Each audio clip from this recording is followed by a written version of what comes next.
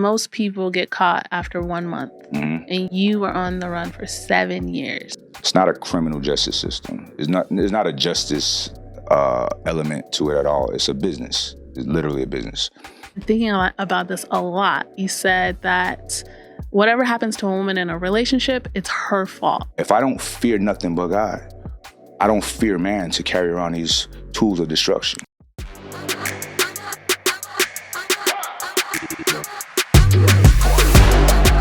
Welcome back to another episode of the Black and Jewish podcast. My special guest today is Mike Rashid King. He is the CEO of the Ambrosia Collective. Mike, what's up? How you doing? How you doing? I'm excellent. You're here from California. I'm here. I appreciate you for sharing time and space with me. You know, being in your presence is a blessing. Aww. You know, and looking forward to it. You're so kind. How's Miami treating you? Oh, Miami always treats me good. I like it out here. There's really good energy out here. Yeah. The city is extremely electric and alive. Would you ever move here? Yeah, I'm thinking about getting I used to live here. Oh, you used to live here? Yeah, I was bi-coastal. Okay. And I left in 2017. Yeah. But it wasn't as developed as it is now, like in Brickell downtown area. Yeah. Is that where you would want to live? I don't know. But when I was here before, I was on in Sunny Isles Beach, like on the ocean. I like the ocean. That's a huge like selling point for me to be out here. Are you a water sign? Yeah, I'm a Pisces. Oh, yeah. What about so you? You gotta flow. I'm an earth sign. I'm Taurus. Okay, that's what's up. Yeah. But yeah, so if I do come out here, like Brickell is enticing, but it'll probably be like on the beach again. Like Sunny Isles, the beach is like I don't know. The city to me is not so enticing. It's like, go to the water. Well, it's enticing in regards to like the community is like so active. It's so much. The hustle. You know. Okay. But I love the beach. I probably will be on the beach. Yeah, go honestly. to the beach. Yeah. I think that's where you belong. Yeah. That's a fact. Okay, so you are the CEO of a multi-million-dollar supplement company. You dominate in the fitness industry, boxing, supplements, but you have a very interesting story about how you got there. Can you share like where you're from, how it started? Yeah, I'm from Brooklyn, New York. It's not even a city, it's a borough. So it's like a town inside of New York City. New York City being the greatest city on this planet, in my humble estimation. In my not so humble I'm going to just let that pass. You know, it is what it is. You know, it's like a hub of like pure culture of so many cultures in one area, right? You know, in New York, you be on one block, just within the Black community, you be in different areas with Blacks that don't even speak English. Right. You know what I'm saying? So it's dope. So you learn a lot just by observing, being there. Do you know Spanish? Poquito. Okay. Yeah. Okay. So that right there in itself was my first education, just being around so many diverse ethnicities and cultures. And from there, the school systems are different in New York that I noticed in other places. Like we would take field trips down to Florida, to like Nassau Space Center. Yeah. Right. So these things really opened my mind up. And my grandmother would take me to the planetariums and stuff like that and the museums. And they just had my mind just blown. Right. So as a kid, I was always extremely inquisitive and curious about the world. And I fell in love with learning. So, excuse me, I went to private school as a kid. So, I had tutors. So Was it a religious private school? It was, but I was not part of that religion. It was a Catholic school. It was a Catholic school. They just had me there because it was a private school. It was a really good school. And a better education. Yeah. Okay. Yeah. Because there's no real education in American public school systems. Right. It's not. It's just training people to be employees of factories, right? It's the Prussian school system. 200-year-old system that's still employed here, which is wild, right? Anyway, so I've always been on a certain quest for information and for knowledge, just knowing things from a young age.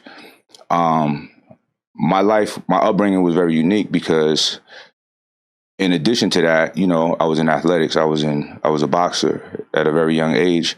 And I say that's unique because it's not in a school. So it wasn't like a team sport. It was an individual sport away from the school. when everybody else played just the stuff at school. Right. So it gave me a lot of individualism. I never had like a pack or a herd mentality because I never had a team, right?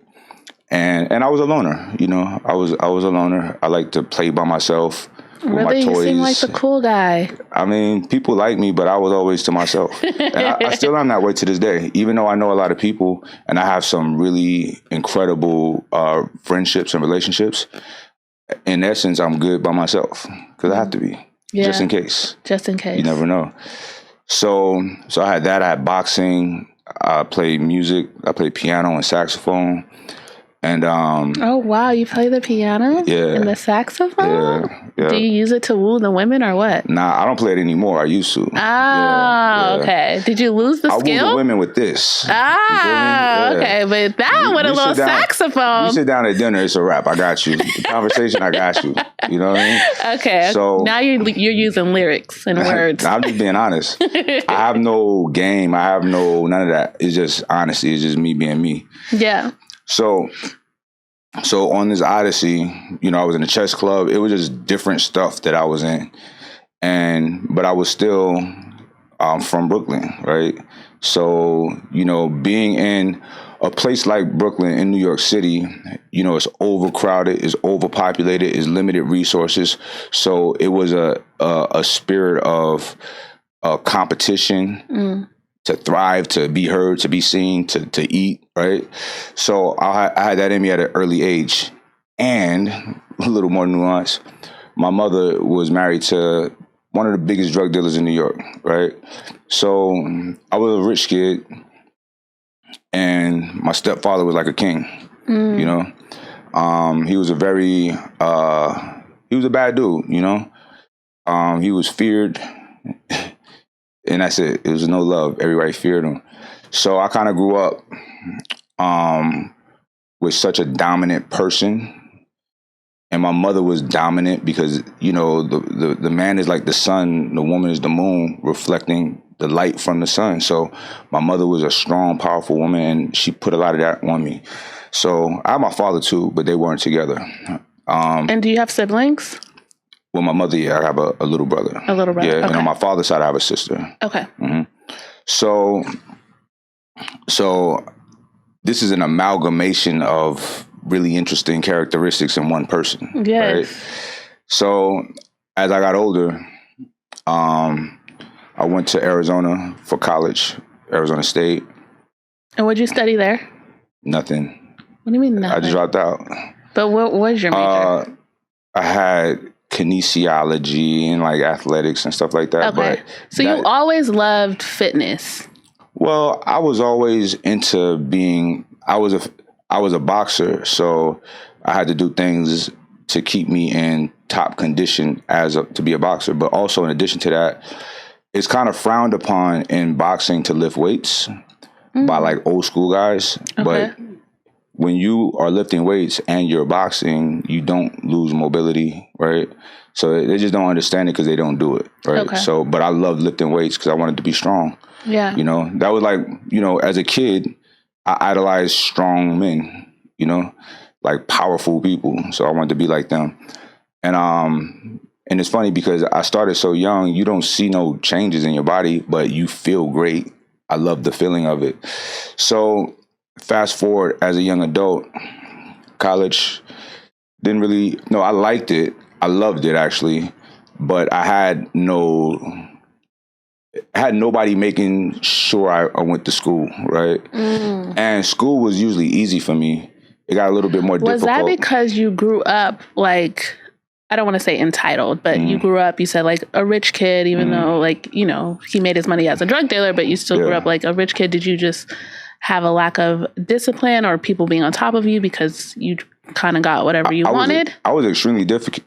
Disciplined. Okay. Now, let me bring it back to the rich kid part. Okay.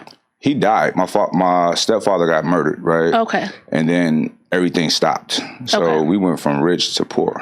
Ah, so you experienced both. Yeah, oh yeah. So yeah, we had some hard times, but that was a good thing actually.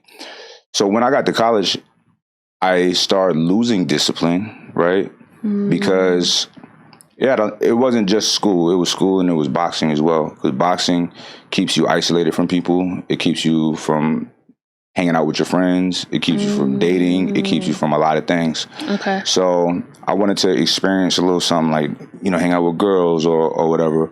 And it's just a very disciplined, solitary sport. So that and school was easy for me. But on the university level, it started getting a little bit more difficult. And I didn't really like the classes that I had, right? And I had no guidance. Like, nobody's like helping me, like, you should be doing this or this goes with that. Right. So I just stopped going. And it was a complete culture shock because I went to Arizona State University and there's like no black people at all. Oh, okay. It was a handful, right? And it just didn't sit well. I didn't like it. Yeah. I didn't like not that I don't like white people, but it was so foreign to me because I had like 2 white people in my school in Brooklyn. Yes. You know what I mean? So you were missing culture. 100%. Okay. And I stayed in the dorms at first, and I'm like, what's wrong with y'all? Like, they party every day. Yeah. Every day. I woke up one night with my roommate. I almost said cellmate. My roommate. It felt like a cell because it's like your roommate. It's just a room. It's probably like the size of this space here. Okay. My bed over here. His bed over here. Yeah. With him having intercourse with a woman. I'm like, yo, I'm right here. Yeah. But they don't care. So all of that stuff was like, so you're having culture shock. 100%. Okay. Nobody prepared me for any of this. Yes. Look. And here's the thing too. Did you have a reason why you chose to go to Arizona instead of like a HBCU? My father lived in Arizona. Okay. So to be close to him. Okay. So, it's funny because people think black people so wild and reckless. I'm like, no, y'all are. Like, I'm afraid of my parents. We're afraid of our parents. Yeah. Like, school, we take it serious. Like, I took it serious while I went. Yes. But these people didn't. I'm like, you're not worried about your parents' money? Like, y'all cool with this? Like, it was a shock to me. Yes. You went to a HBCU or? No, actually, I'm from California, and I went to a university in California as well. Okay. Yeah. But I also went to California. Well, my story is a little different because I'm from Livermore, California, and so I was the only black girl in my whole entire elementary. So I'm used to being around white people. I got you. Yeah. I wasn't at the time. I wasn't. But I don't have that culture shock. I got thrown into there with no warnings. I was like, yo, y'all look crazy. I actually had the reverse culture shock. I went to the Bahamas for the first time, and I was like, wow, everybody at the bank is black? Everyone at the hotel is black? How'd that make you feel? I was like, I just remember being like, wow. And then when I moved to D.C., and I just seen so many black people working. Yeah, everywhere. And I was like, wow, everyone is black, because in California, where I'm from, that just wasn't my experience. Did you not like that? No, I liked it. Oh, yeah, I liked it. Yeah. I was just like, that. Like, okay, this is different. Yeah. Let me skip to the juicy parts. Yes. Right? This is a lot. So as I got older, I wanted to make money, Yeah. So I started making money by... This is post-college. Yeah. Okay. Yeah. By legal means, right? Okay. And I ran it. I actually learned all my business acumen came from my street activities. Yes. Because I ran that like a business. Because it was Why at the time? What was your thinking at the time to, tap into the illegal instead of the legal? Just because you already had a great mind. You already were in college, whether you dropped out or not. A lot of people drop out and go and start businesses. Yeah. What at the time made you feel like, okay, I want to, go make my money, but in the streets? It's the American dream. Right? A lot of great legacies in this country, they started out bootlegging. They started out with illegal activities, right? So I'm like, all right, that's what's up. I didn't see it as bad, Matter of fact, the product that I sold is legal now. So go figure, right? Yeah. But even back then, I didn't see it as bad, It wasn't... So it was illegal, but it wasn't unethical to you? No, not at all. Yes. It's victimless. It's commerce, right? People wanted a product. I had it. I can buy it for a cheaper amount. add my margins on it and sell it to them, right?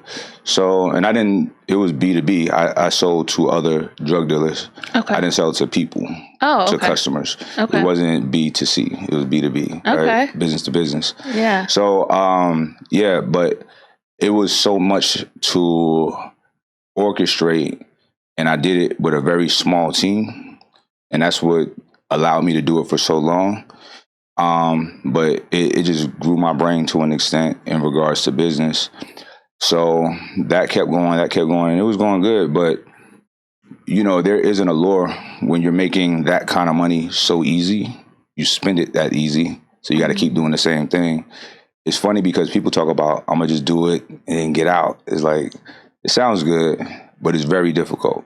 Why is it difficult? Is when you got, let's say you want to buy something that costs $100,000 and you can get that right back next week, you're going to do it. It's not smart to do that kind of stuff, right? To make these kind of transactions like that. So it made me not respect money as well, right? Because it was so easy to get. So, so fast forward, I never got in trouble doing what I was doing. I got in trouble one night. I come home and there was a person in my home that didn't belong there. It's a home invasion. So I did what I felt was necessary to defend myself, my home, and the police didn't think that I was doing the right thing, right? So when they came down, I thought you were allowed to protect yourself with lethal force in your crib, but they were like, well... What state were you in? Arizona. Oh, in Arizona. Still in Arizona. Okay. They were like, well, in the state of Arizona, you got to match force with force. You have the right to remain silent. I was like, what? I had hysterical blindness. My vision was like this. I couldn't see straight. Oh, wow. But I just stood there like, just the main, like, calm down. You know what I'm saying? Yeah. They took me down. The bond was $158,000. I bond out. You pay 10% of that in collateral. And then a few days later, they dropped it. So I'm like, okay, that sounds right. It's self-defense. But they dropped it to reclassify it, right? Because the injuries that he sustained, it took a few days for him to expire, right? Oh. So they classified it from aggravated assault with a deadly weapon to manslaughter. Okay. Right? Manslaughter is not murder. Murder is like you want to go to... You had intent. Yeah, I didn't have intent. Yeah. But with that being the case, why are we not talking about self-defense? You feel what I'm saying? Yeah. But nonetheless, this was Arizona, and people like me is not many. It's even less than in California. Yeah. So, and I was in a nice neighborhood. It was, all the things were wrong to them, like me. Yeah. Like, so, why are you here? Why are you here? Yes. Yeah.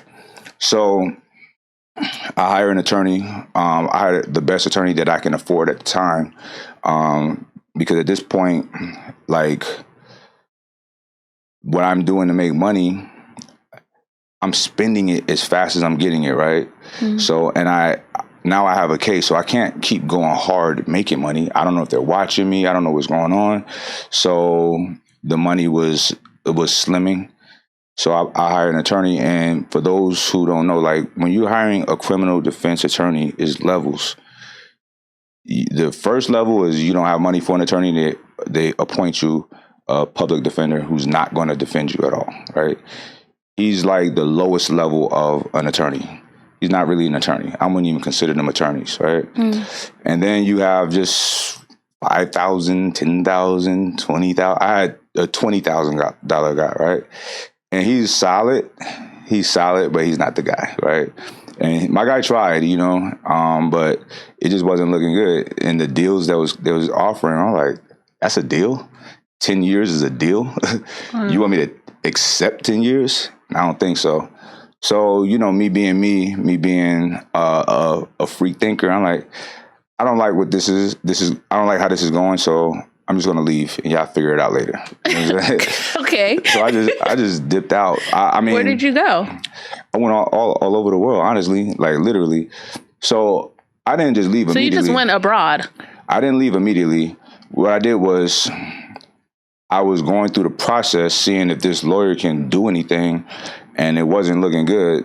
And these people are playing with you. You know what I mean? Like, it's really interesting. And I'm watching it. I'm like, I don't like none of this. This is crazy. And I can see how many people who are probably incarcerated with crazy amounts of time that probably didn't need that or probably didn't deserve it. But it's intimidating, right? And these people do not care about other human beings. They don't care because a prosecutor, their aspirations are to be judges, right? A judge is an elected official. So the prosecutor, they have a good case of becoming a judge if they got a bunch of convictions. They don't care about any of the nuance. It's just what's on the paper, right? Yeah. And they have a hostile attitude towards you out the rip. They're like, you don't even want to talk. Yeah. You don't want to know the specifics, right? Yeah. The person that broke into my crib was let out of jail by accident. He shouldn't have even been out. This man had a rap sheet like this, like thick as a book. Wow. Right? All kind of. Was this your first time being arrested? I've been arrested before, but it was like nothing happened, you know? Okay. So this was the first serious anything, the only serious anything that I had. Okay. So, and it was like, this whole system needs to be re-examined, you know? Because me being somebody who observes everything, I'm gonna tell you another thing they did. They put a gang injunction on me, right? What does that mean? That means they said I was a gang leader. I was committing crimes in the furtherance of the gang, right? Okay. So there's a 10-year enhancement on whatever my sentence is. So if I had a 2-year conviction for burglary, I'm doing 12 years because I'm a gang leader. But you weren't a gang leader. I've never been in a gang in my life. Wow. It was bizarre. So I had to have a whole trial for that to get that off of me. They had to prove that I'm a gang member. They couldn't because I'm not. But a lot of people don't even know that that's a thing. You know, they put the gang injunction on you. You just like, oh, well, and I got the gang injunction on me. Oh, people are just accepting it without fighting back. They don't know they could fight it. Oh. But I'm asking my lawyer, like, yo, what can we do about this? Yes. Oh, we got to do that? All right, let's do it. And, you know, when you pay an attorney, like this guy was $25,000, that trial ate that money up. I had to pay him again for everything else. I didn't know that at the time. I was like, but I already paid you. But you're paying for his time. They're billing you and deducting every time we talk. So people can't even afford to have proper protection, you know, or proper defense. So, and look, everybody deserves defense. If you say you didn't do it, all right, and y'all say I did it, I say I didn't do it, you have your lawyers. I need my lawyers too. But it's not fair because most people on the defense side don't have money like that. They have infinite amount of money. Yeah. You see what I'm saying? So your money at the time is still dwindling because you're not making money, right? I had some, but it wasn't like that. Okay. Yeah. Okay. Like this was not at the height of me making money. Okay. You know? So anyway, make a long story short, because this is long. I started coming up with a plan to like keep giving myself time by going through the adjudication process every month. And as it got close to trial, I was actually going to let the trial start. And if it wasn't looking good, I was going to just dip out. You know what I'm saying? I love how you explain that. Like, I'm going to let y'all do what you do, and then I'll decide if. Yeah. I control my life. Yeah. Nobody else does. Yeah. So, because I'm just imagining most people in that situation would not feel like they're in control or have any ounce of control of just like, this is my date, this is my trial date, this is this, and I just have to show up. Not that I'm going to see what you guys say, and then depending on what you say, if I like it or not. This is listen. Why not? I like it. It's like it's a mix of arrogance but confidence. It's just confidence to me. Yeah. Maybe it is arrogance. I don't think arrogance is always. I don't think arrogance is always bad. Yeah. Yeah. Okay. Yeah. So yeah, I didn't like how they was talking, so I left. But before I left, I was giving myself enough time to do a lot of research. You know, seeing what I could do, and I researched everything. Like you'd be surprised. Like it's like I'm in school still to this day. That's how much I researched. So that was very important to me. So I'm all in researching everything. So, and I had a plan, and I executed my plan flawlessly. Typically, when somebody absconds from justice or go on a run, they get caught within the first month, right? Okay. Because typically they're doing illegal things to sustain themselves, Okay. Most of the time, people that get in trouble are criminals and they deserve to be in jail. Yes. Most of the time. And most of the time they're not smart. But so in this case, you're saying I was defending myself. I literally was. I was not out there with intent to murder. I wasn't breaking in somebody else's house. They broke into my house, right? So it was literally self-defense. It was wild that I was even going through that, right? Yes. So, but I'll tell you why. There was a reason for that. But anyway, so I leave. Now, when I leave, I give... what was your plan that you executed? You said I don't want to say it all specific. I don't want to give anybody... I don't want people doing what I did. Oh, okay, okay. Yeah. Because... I'm just being nosy. I'll tell you offline, but everything lined up for me to do what I did, to move how I moved. And there's other forces at play. Is me, right? You're not me. They're not me. I'm not them. Yeah. So I was on an odyssey. I was on a heroic journey for myself. Okay. To really like look at myself and have some introspection and get my mind right, because, I was doing these things, even though I didn't think it was bad, I was still extremely authentic to what I was doing. So, I made a lot of people uncomfortable, right? I imposed my will on people when I felt I needed to. It was fast life, fast living, a promiscuous life, alcohol, stuff like that, poisoning my body. So, while you were on the run or before? While I was living a lifestyle in Arizona. Yeah, I was a drug dealer. Like, okay, that was your lifestyle. I was just enjoying life. I was having fun. And I used to think about my grandparents all the time. Like, dang, they would be so disappointed in me. You know what I mean? So I always had some consciousness right here. Like, yo, you did what? You're about to do what? You got how many guns? You know what I mean? So I needed to go and reconcile all of these things within myself. And that's what I did. I was in solitude to an extent when I was gone. And then how many years were you on the run for? 7 years. 7 years. Which doesn't really happen ever. So you said most people get caught after 1 month. Mm-hmm. And you were on the run for 7 years. Yeah. And you never got caught. You actually turned yourself in. Mm-hmm. Okay, go ahead. So what they do is when you initially go on the run, every known contact of yours, they're watching. They're looking for you for about 2 months. And then they stop. So you cannot contact any of your family members, Correct. Any of your girlfriends at the Correct. time? No one. Nobody.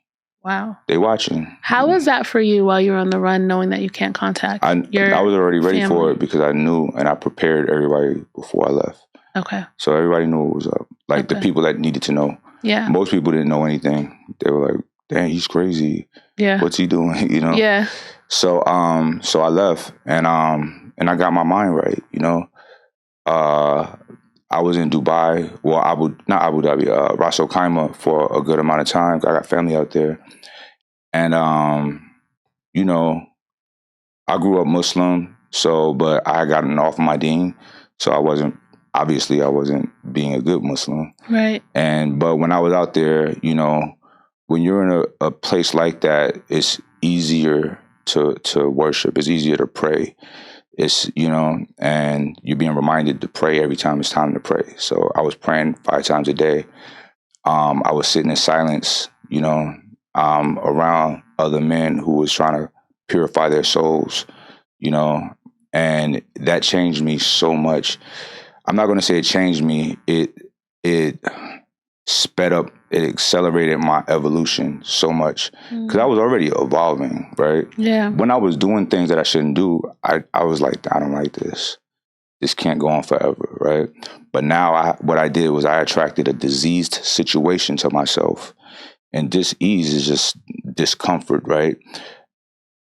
In order for me to prevent something from worse happening, and that's exactly what happened. So, when you have money, when you have all of the things that people wish they had, and then you don't, is very humbling, and you have no choice but to really deal with yourself.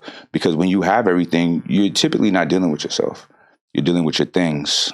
You're busy making money. You're busy taking trips. You're busy with all of the people that surround you, because people got to understand this.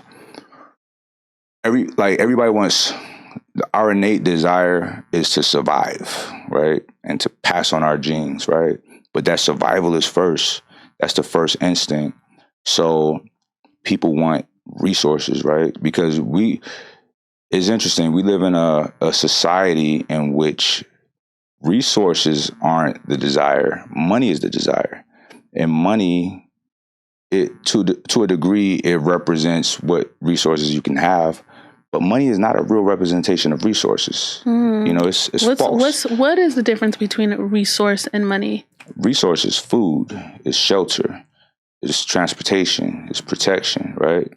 Money, at any given moment, you have a business, a company called the Federal Reserve, right? They can determine how much that money is worth. It's not a legitimate, tangible resource. And people are so attached to it right now.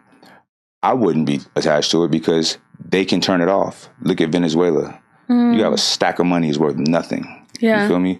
So, and that can happen here. Yeah. And maybe it's taking a longer time, but that's happening. They're printing money at will. So should people be focused on gaining more resources, using 100%. The money they have to get more resources? Well, that can be a whole nother show, but people should be doing research on DeFi, decentralized financing. People should be doing research on the blockchain, because all y'all out there that think you own your homes and all of this, you don't. A bank owns it, right? Yeah. You don't own nothing, I bought property in Panama last year through the blockchain. There was no banks involved. Wow. You know what I'm saying? So, and I no longer keep my money in traditional banking institutions. I don't trust them. They're not trustworthy. These big. So where should someone put their money?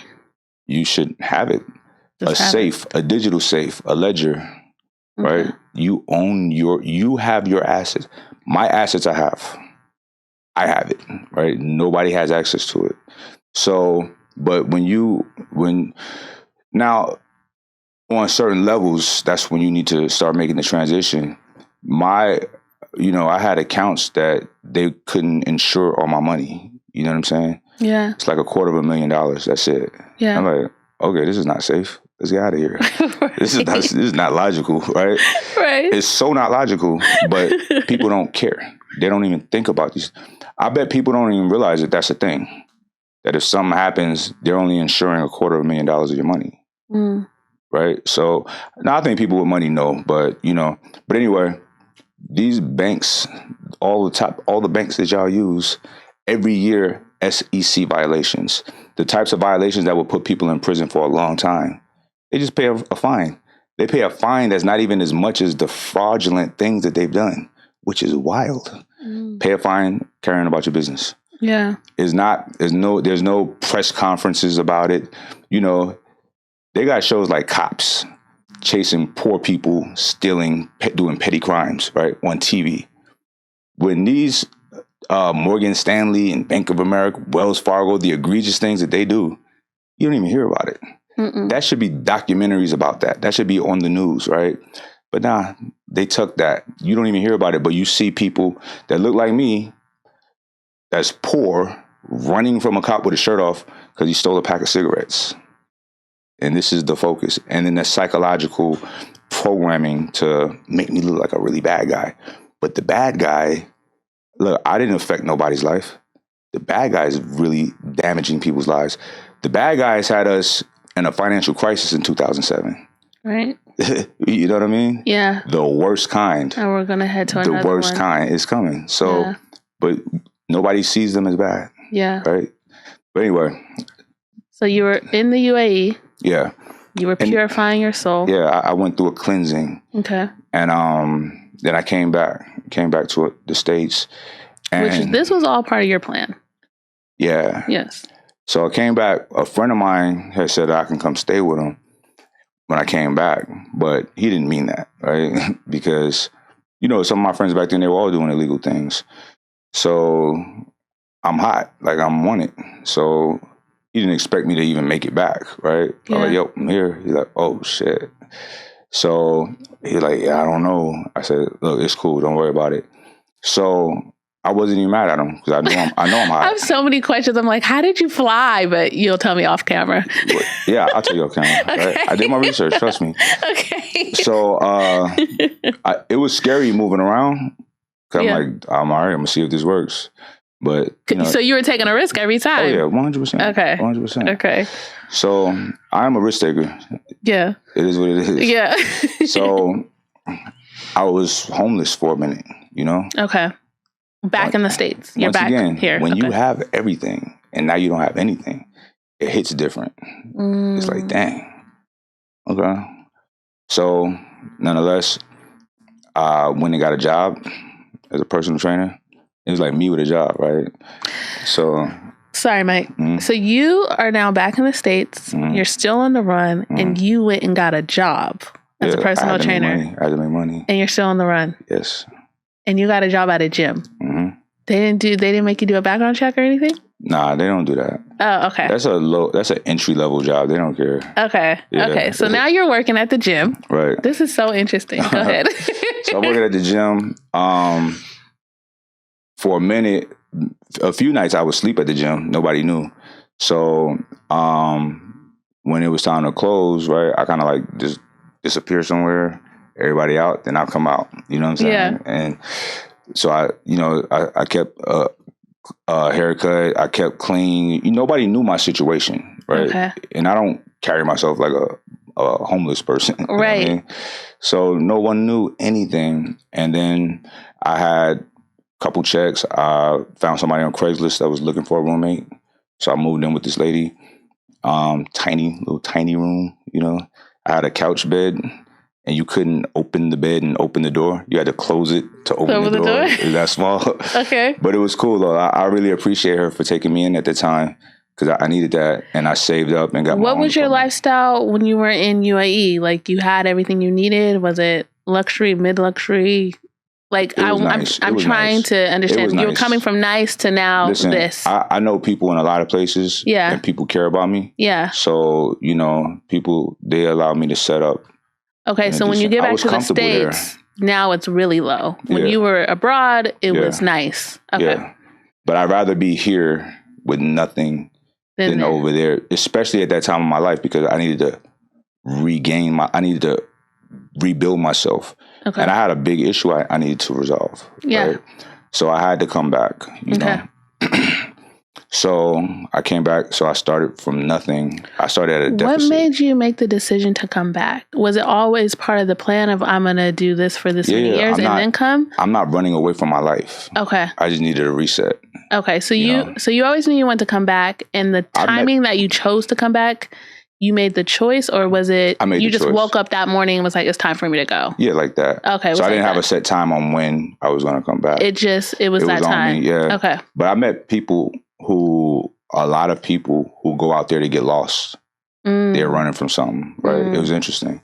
A lot of people. And out there you can when you're in a country where the language is different and you get an ID, it's official ID, and your name, they don't have certain letters and stuff like that, names start changing, and I seen it. I was like, oh, I met people.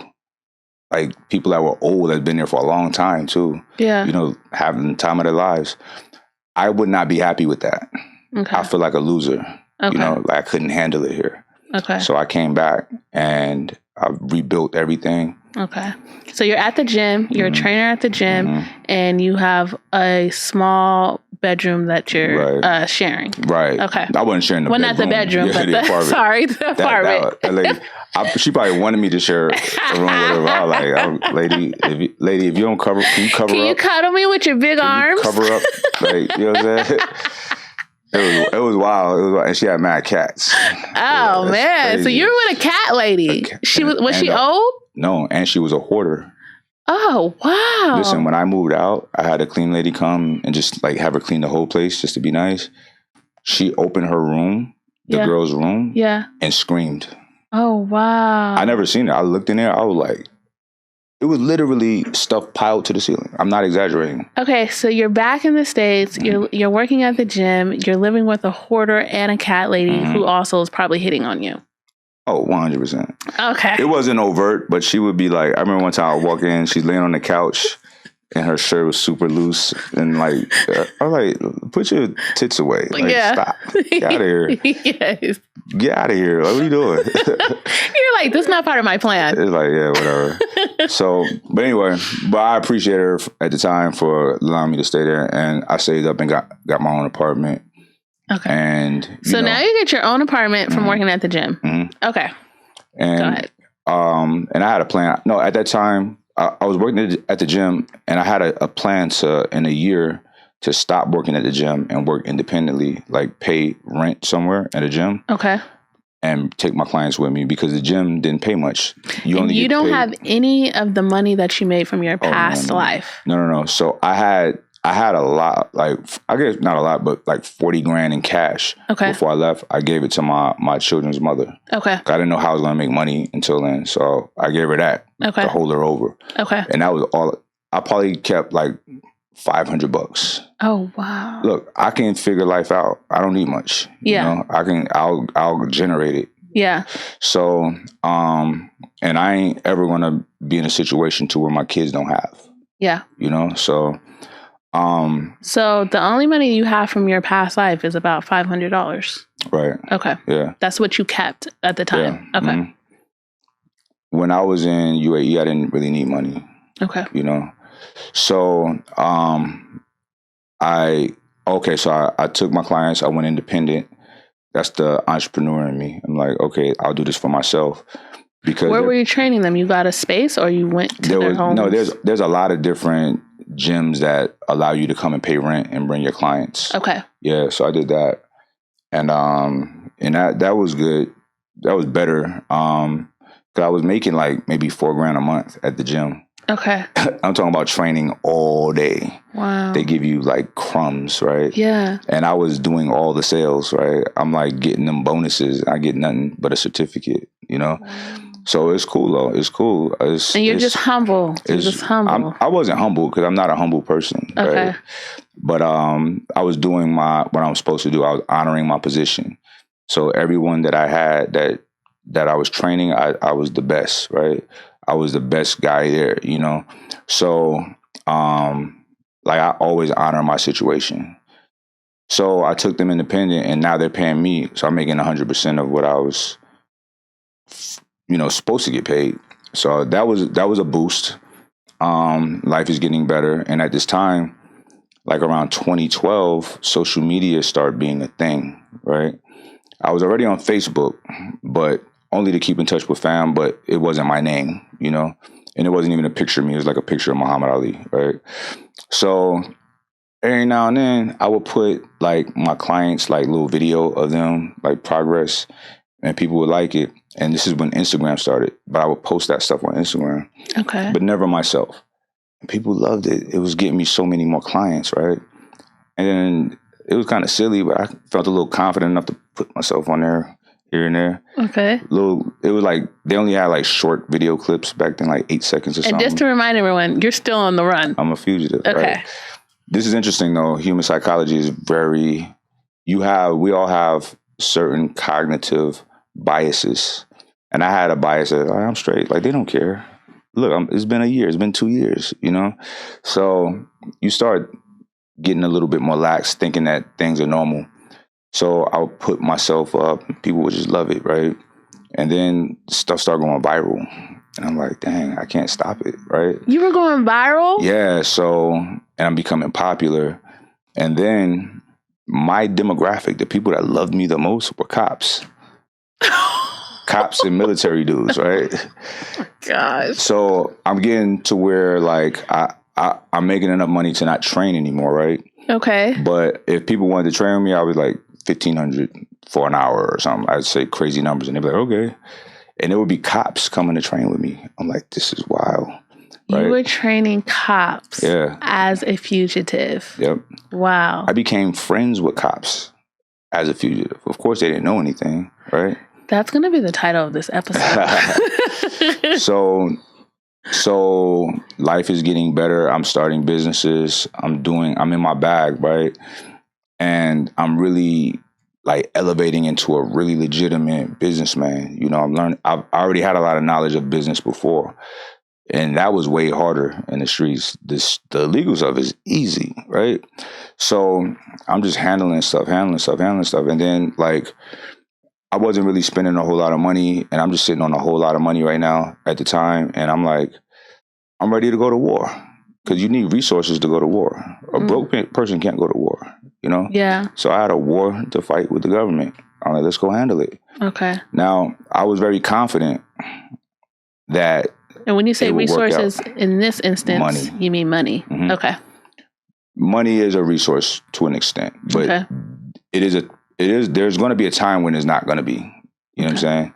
It represents resources. So, excuse me. I'm like, I'm ready. I can buy the best attorney. So, and you see my life, right? When people go on a run, they mess up. They do more crimes and they get caught. I'm coming to y'all, right? A bunch of y'all people like me. You know what I mean? So I was ready. So I got this attorney that I knew about back before, but I just couldn't afford. But now I could afford him. So I hired him. He was like, all right. He's like me as a lawyer, right? So I'm like, well, sir, like, what do you think? What's your strategy? Yeah. He's like, we're just going to get this thrown out. What are you talking about? Yeah. He's like, nothing. Like, this is nothing. My first day in court with him, it was crazy. He was so like confident, right? And it would be times when he didn't do something or whatever, and they asked him, and he would just kind of like lie about it so confidently. They just believed it. I'm like, that's crazy. I was really peeping how that goes, but it shows you how life is as well, right? Before that, I had to sit in jail for a while too, because I turned myself in California, and I thought I could just bond out. That was one thing I missed on my research. You can only bond out in the state where it happens. So they hold you as long as they can. Why did you turn yourself in California? Because that's where you were? That's where I was at, okay. Yeah. Okay. You can't bond out until they extradite you back to the state and they keep you as long as they can, because every day you're in there, they're getting paid. It's not a criminal justice system. There's not a justice element to it at all. It's a business. It's literally a business. So,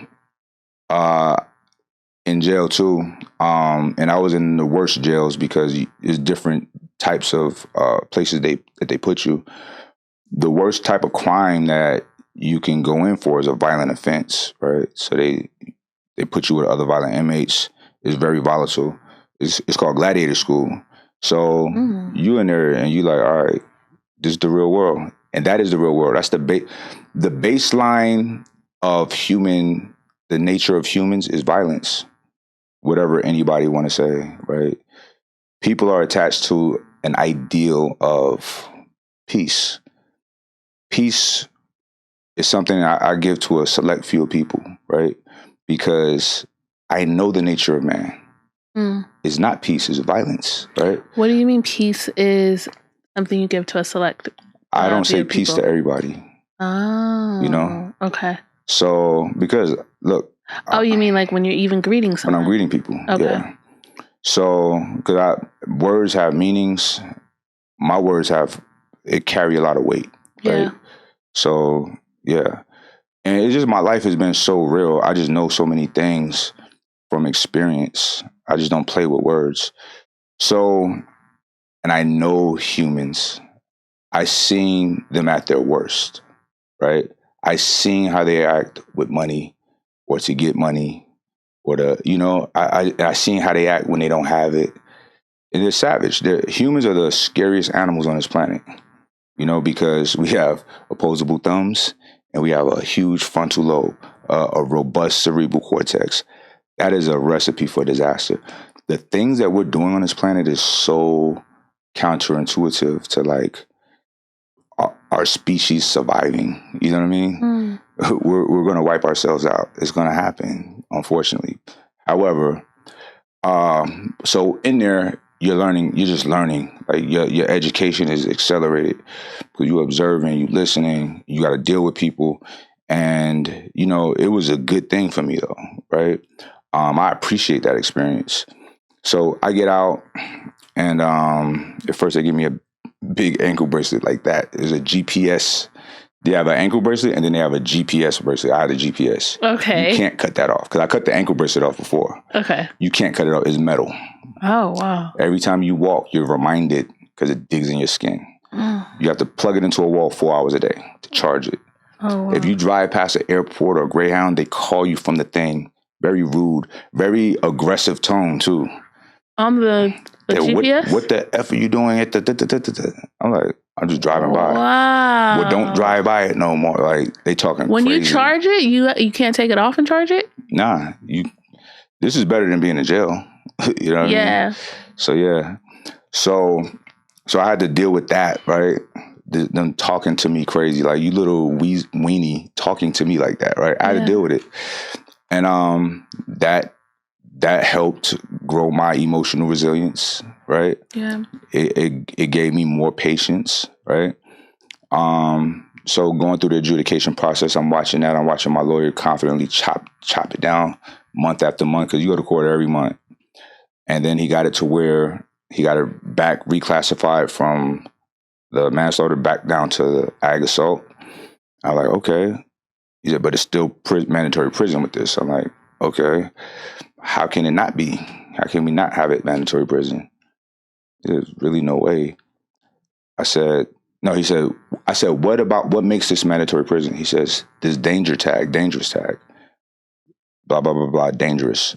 That's always mandatory prison. I said, can you ask for them to take that off? He's like, I don't think it works like that. Like, can you try? Just ask them. You know what I mean? Yeah. We've been getting a little bit of progress so far. Just ask them. Yeah. He asked them and they took it off. Like, this is great. So that dangerous tag was saying that you're dangerous to society, or what does that mean? Yeah, okay. Yeah. Okay. So that took it off. So then they said, okay, we'll give him like a few years of probation. I said, I'll take it. And he's like, no, we're going to keep going because I don't want you to have anything on you. I said, look, Mr. Russo, I love you. I appreciate what you've done so far, but I just want this behind me. Because it's stressful every month going to court.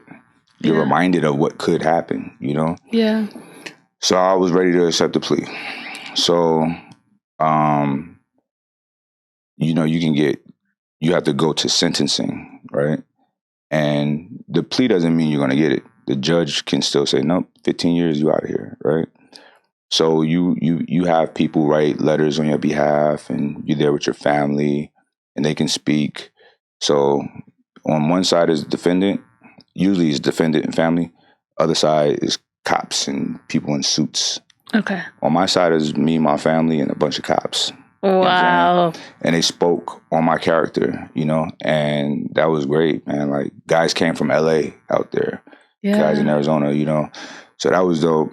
And the judge, when she was ready for the sentence, now I had this dark cloud over me for 7 years, right? I couldn't be happy for 7 years. I had no joy for 7 years. And she was like, and she was mean. I was kind of worried. But before I get to the sentencing, either they give me these few years of probation or they send me to prison for 10 plus years, right? I was prepared for this, right? And I was actually down to go, right? Because I'm not going to allow y'all to make me feel a certain way because of a physical condition or a circumstance, right? My mind creates all reality. So this is what I'm going to do. Y'all give me the opportunity to go sit still for these 10 years. This is what I'm going to do. I'm going to run the area where I'm at, right? I'm going to make it suitable for me because I have the money to deploy resources to make that happen. And I got the kind of mind to make that happen. I'm going to go to bed on time, like early, like the things that I never do, right? No alcohol, no drugs, no nothing, no hanging out. I'm going to study my ass off and I'm going to be working out. Y'all are going to make me more powerful than Malcolm X. So this is great. I'm ready. Yeah. Right? At this point of the 7 years, are you a millionaire yet? Oh, yeah. You're a millionaire. Oh, yeah. Okay. So you're a millionaire. And Ambrosia Collective is launched at this point? Yes. Oh, yes. Wow. Okay. I had a company before that I had already sold. So, yeah. Oh, wow. Yeah. I got a lot of things going on, not just Ambrosia. Okay. You know? So, but anyway, So you have multiple companies going on at this time. You made yourself a millionaire legally, and now you're like, okay, I'm ready. I'm ready. I'm ready. It's just a little bit of time that I'm going to make myself better, right? Listen, when a person like me, I don't want to go to prison, right?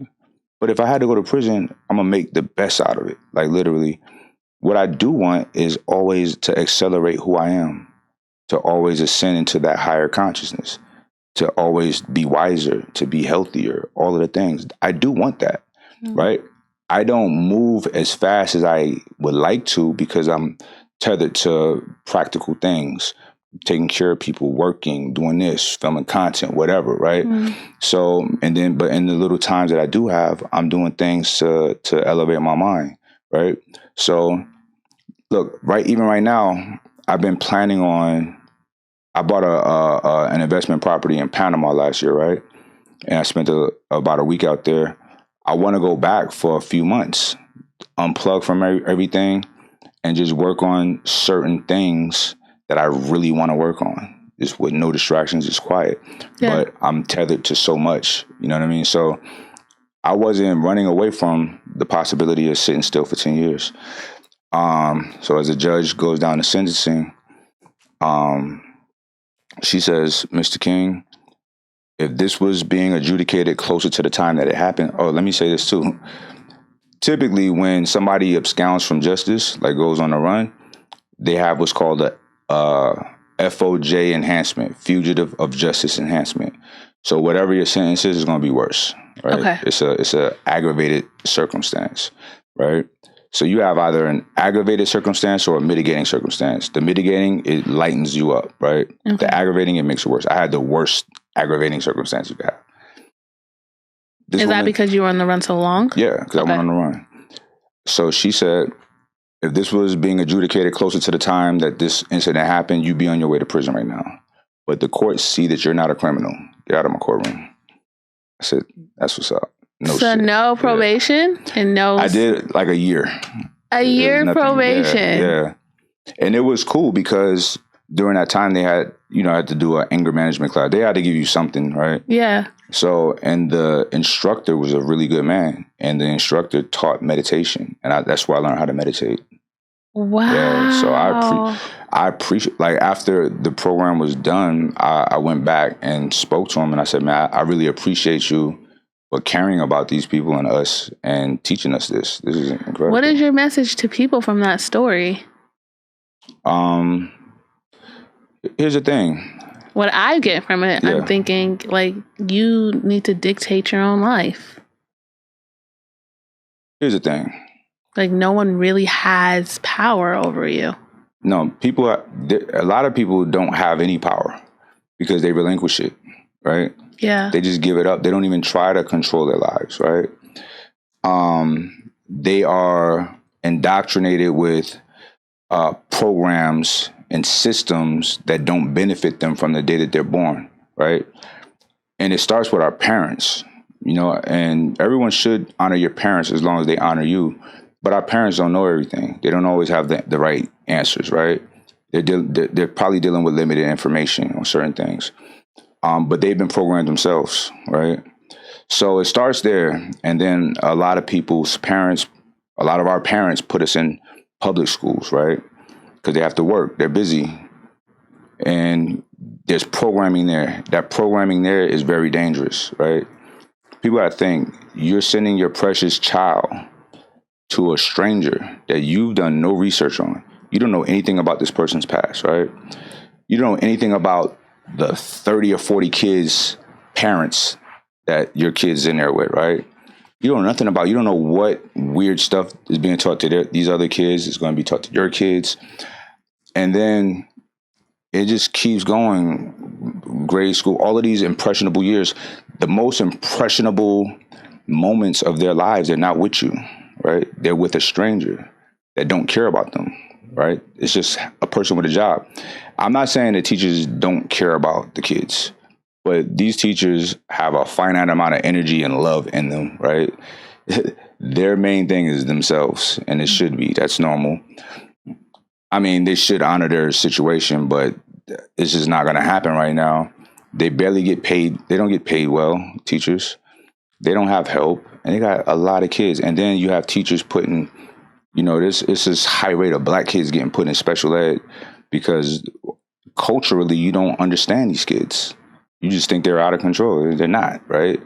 So you have now, we're not in a post-racial world, right?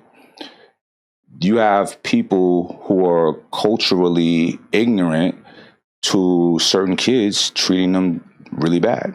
And it's very unfortunate. I have a friend that works in a special ed program, and this guy is just like, man, this is so crazy. These are normal kids, So, so it's just so much negative programming. Think about what you do to somebody when you put them in special ed. Yeah. What they think of themselves, right? Yeah. And you know how cruel kids are, what they're saying to each other. Yeah. You're letting your child get programmed in such a way, such a damaging way. So I understand why people have no control over their lives. They're not taught to have control over their lives. They're not taught sovereignty. They're not taught that they're divine, right? People have been separated from divinity, and it's egregious, right? People don't, What would be your message to, say, new parents, new black parents in the black community? Mm-hmm. A woman, her and her husband, right now, they're pregnant and they want to start reading books on how to be good parents. But what advice would you give them as a parent? Okay. Now, let's back it up before they even get into the relationship. I have messages for them, for both. Men, do not court a woman if you do not have the means to provide for her and to really take care of her. Because a man's job in a relationship is to provide a safe space for her to thrive as a mother and a wife. Okay? Your wife should not give birth and have to run off to work. Okay? Your baby's just born, right? We don't have a system in America that gives maternal leave, right? In Europe, they get a couple years. Yeah. Yeah. We don't have that here. So be mindful of that before you go and mess this woman's life up and mess your life up and bring a kid into the world with unideal circumstances, right? People rush into relationships when they're not ready. When they're not ready. Speaking about the finance piece, is there a dollar amount a man should be striving for? As much as possible. What does it mean? Like, at what point does a woman say, okay, I'll sign up for you and marry you because you're at X dollar, or just because, he makes $50,000, but he manages his money well? Like, which one is it? If he makes $50,000, he manages his money well. He lives in Bakersfield, California, maybe. Yeah. It depends on where you live at. Yeah. People need to stop running to these big cities because these big cities are overcrowded and they're mega expensive, and it's not justified, right? Yeah. People want to be where everybody's at and can't afford it, right? Yeah. And you want to have a relationship, you want to have a nice car, you want to have these things, and like you're working to pay bills, which is, you're not put on this earth just to work. Yeah. So men need to, and look, women, I'm speaking in general terms right now, right? Generally speaking, women are born with your attributes. Y'all have it. What we want. Femininity, beauty, sweetness. It takes us a long time to develop ours, right? Mm. Generally speaking. Just the power of discernment, intellect, the power to lead, to be able to protect, provide. It takes us a long time to do that. That's why men date younger women, right? It's not a 30-year-old man and a 30-year-old woman is not the same level. That woman is way more advanced than that man, So a man should build himself up before he's going into these relationships, right? So when that does happen, the hub of culture should be your home. Mm. Education, healthcare, and protection, law enforcement, right? It should be at home, right? So there should be a SOP for your family, right? This is how we're going to raise our child. This is what we're going to teach them. This is whatever. That's got to be discussed. I recommend homeschooling, right? Or private school. And there are collectives for those who don't have the means to do homeschooling. So that's like, 4, 5, 10 mothers or so. We all bring our kids here to a place, and y'all orchestrate it like that. You could just look these things up. There's a lot of different resources around it. I highly recommend private schools, right? Wonderstorm Academy is excellent. The Waldorf Academy. These are schools that like the education is customized for your kid, right? And they articulate it in a way to where the kids start showing interest. That's where they, the embers, the little spark, they start flaming that, like accelerating that fire, right? So you're not just learning a monolithic education package that is useless, right? Yeah. Because people are being taught useless information right now, right? It's weird because there's so much importance put on school, and it's not important. School is not important. I'm saying right now, school is not important right now. Public school is not important because it's not valuable information, right? It's very oppressive. It's depressing, right? You are in a classroom with a bunch of people. Shh. Raise your hand if you want to go to the bathroom and ask me. No, I'm going to the bathroom when I want to. I think that's a bizarre thing. Like, can I? My kid's not raising his hand to ask nobody to go to the bathroom. Yeah. My kid's going to go where he wants to go. Actually, I've never thought about that. What are you talking about? True. You're going to make him what? Yes. Yeah, yeah. That's wild. Yes. That's just so not my reality. You know what I mean? Yes. So it's just crazy to me. So, so I highly recommend private schools. Well, I can't afford it. Do what you have to do to afford it. It's important. I don't like excuses. I don't. I'm like, okay, you can't afford it. When people give me excuses, I'm like, all right, that's cool. You just leave it at that. It's not for you. Look, somebody got to work for us. Yeah. You just said, okay, I might hire you. My son might hire you one day. Yeah. Sir. You know what I mean? So it's like, and that's not to be like arrogant, but if it hurts your feelings, do something about it. Level yourself up, So I have a big group, a big community that I mentor to, and I be on their asses. Like, people say tough love. Like, it's just love. It's just truth. It's not tough. Yeah. It's tough when you out there in this real world not prepared. Yeah. Because this world do not care about nobody, right? Yes. And time waits for nobody. So people are wasting time. Precious time. This is a valuable asset that you can never get back. You squeeze toothpaste out the tube, you can't put it back in there. It's gone. It's like time, right? So we have to value and honor the time that we have. People spend too much time in the past, or too much energy thinking about the past and the future, which are both illusions we have right now. We have to honor the moment right now. So what does that mean? For a man, do as much as you can, right, to be valuable. And for a woman, I think we talked about this too. Like, do a woman be ambitious, career, or prepare herself for a husband? I say prepare yourself for a husband. I'm going to tell you why. In a perfect world, the girl stays home with her parents, and her father's a good man, and her mother respects her father, right? So she's going to know the type of man to look for. Right. So you're safe, right? You marry this guy. Look, if it don't work out, you get half, okay? Like, you are getting taken care of, okay? But hopefully it works out, and this man got you, because you should not be in the world struggling and competing against men. We did talk about this. It's a lose-lose situation.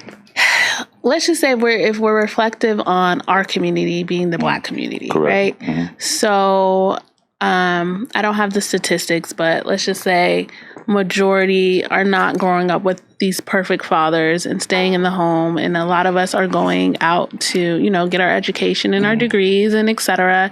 And a lot of those women do have to work to make a living. And let's just say some of them do get married and they stop working. But what about the women who there is no one to take care of them? Well, I wish I had the numbers right now.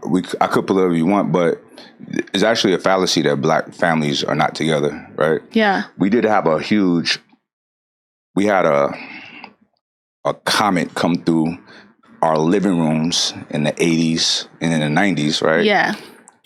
via the Clinton And I administration. don't want to say families are not together, but we do see, Black women right now in this time, single Black women, and the messaging is be independent, be child free, get your degree, sis, and if he can't make as much money as you, then I'm not even going to look at you. That's a dangerous message because I don't know a woman that wants to be a millionaire and alone. I don't. Become 50. In my circles, I don't know either, but that is what I see broadcasted in the media. Happen. This is what's going to happen. Yeah. You're going to get 35, nobody, 40, nobody, 45, nobody. Don't say that. I'm getting close to the mid-30s soon. 50, nobody. And then it gets, you start resenting men. You hate men now. Yeah. And then you die alone with your money and your cats. Yeah. That's fine. That's going to happen to a lot of people. Yeah. This is reality. A lot of women are going to die alone. I think that's a lot of really men too. sad. A lot of people. It is sad. Yeah. So what do you do, right? Listen, women.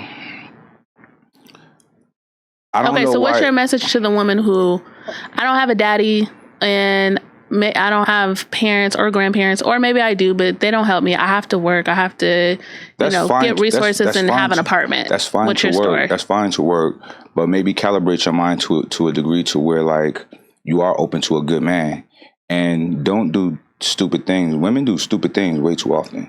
Women will give themselves to losers. Okay, talk about that. Y'all give yourselves to losers. In what way?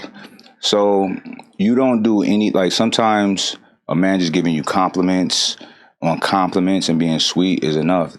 That shit, to me, that's kind of like a red flag, Because when a man is really valuable, when a man has built himself up, he's not trying to sell you with compliments, What's a good green flag that women should be looking at? Just like really try to observe his character. Observe if he's resourceful. Observe if he's respected among his peers, right? Observe to see if he is a valuable person, if people need him, right? If he's a producer, right? Not a consumer, right? So, you have to observe these things. I'm gonna ask you, what does an ideal suitor for you look like? Okay. What are the characteristics? And what are you looking for? Or what would you be looking at?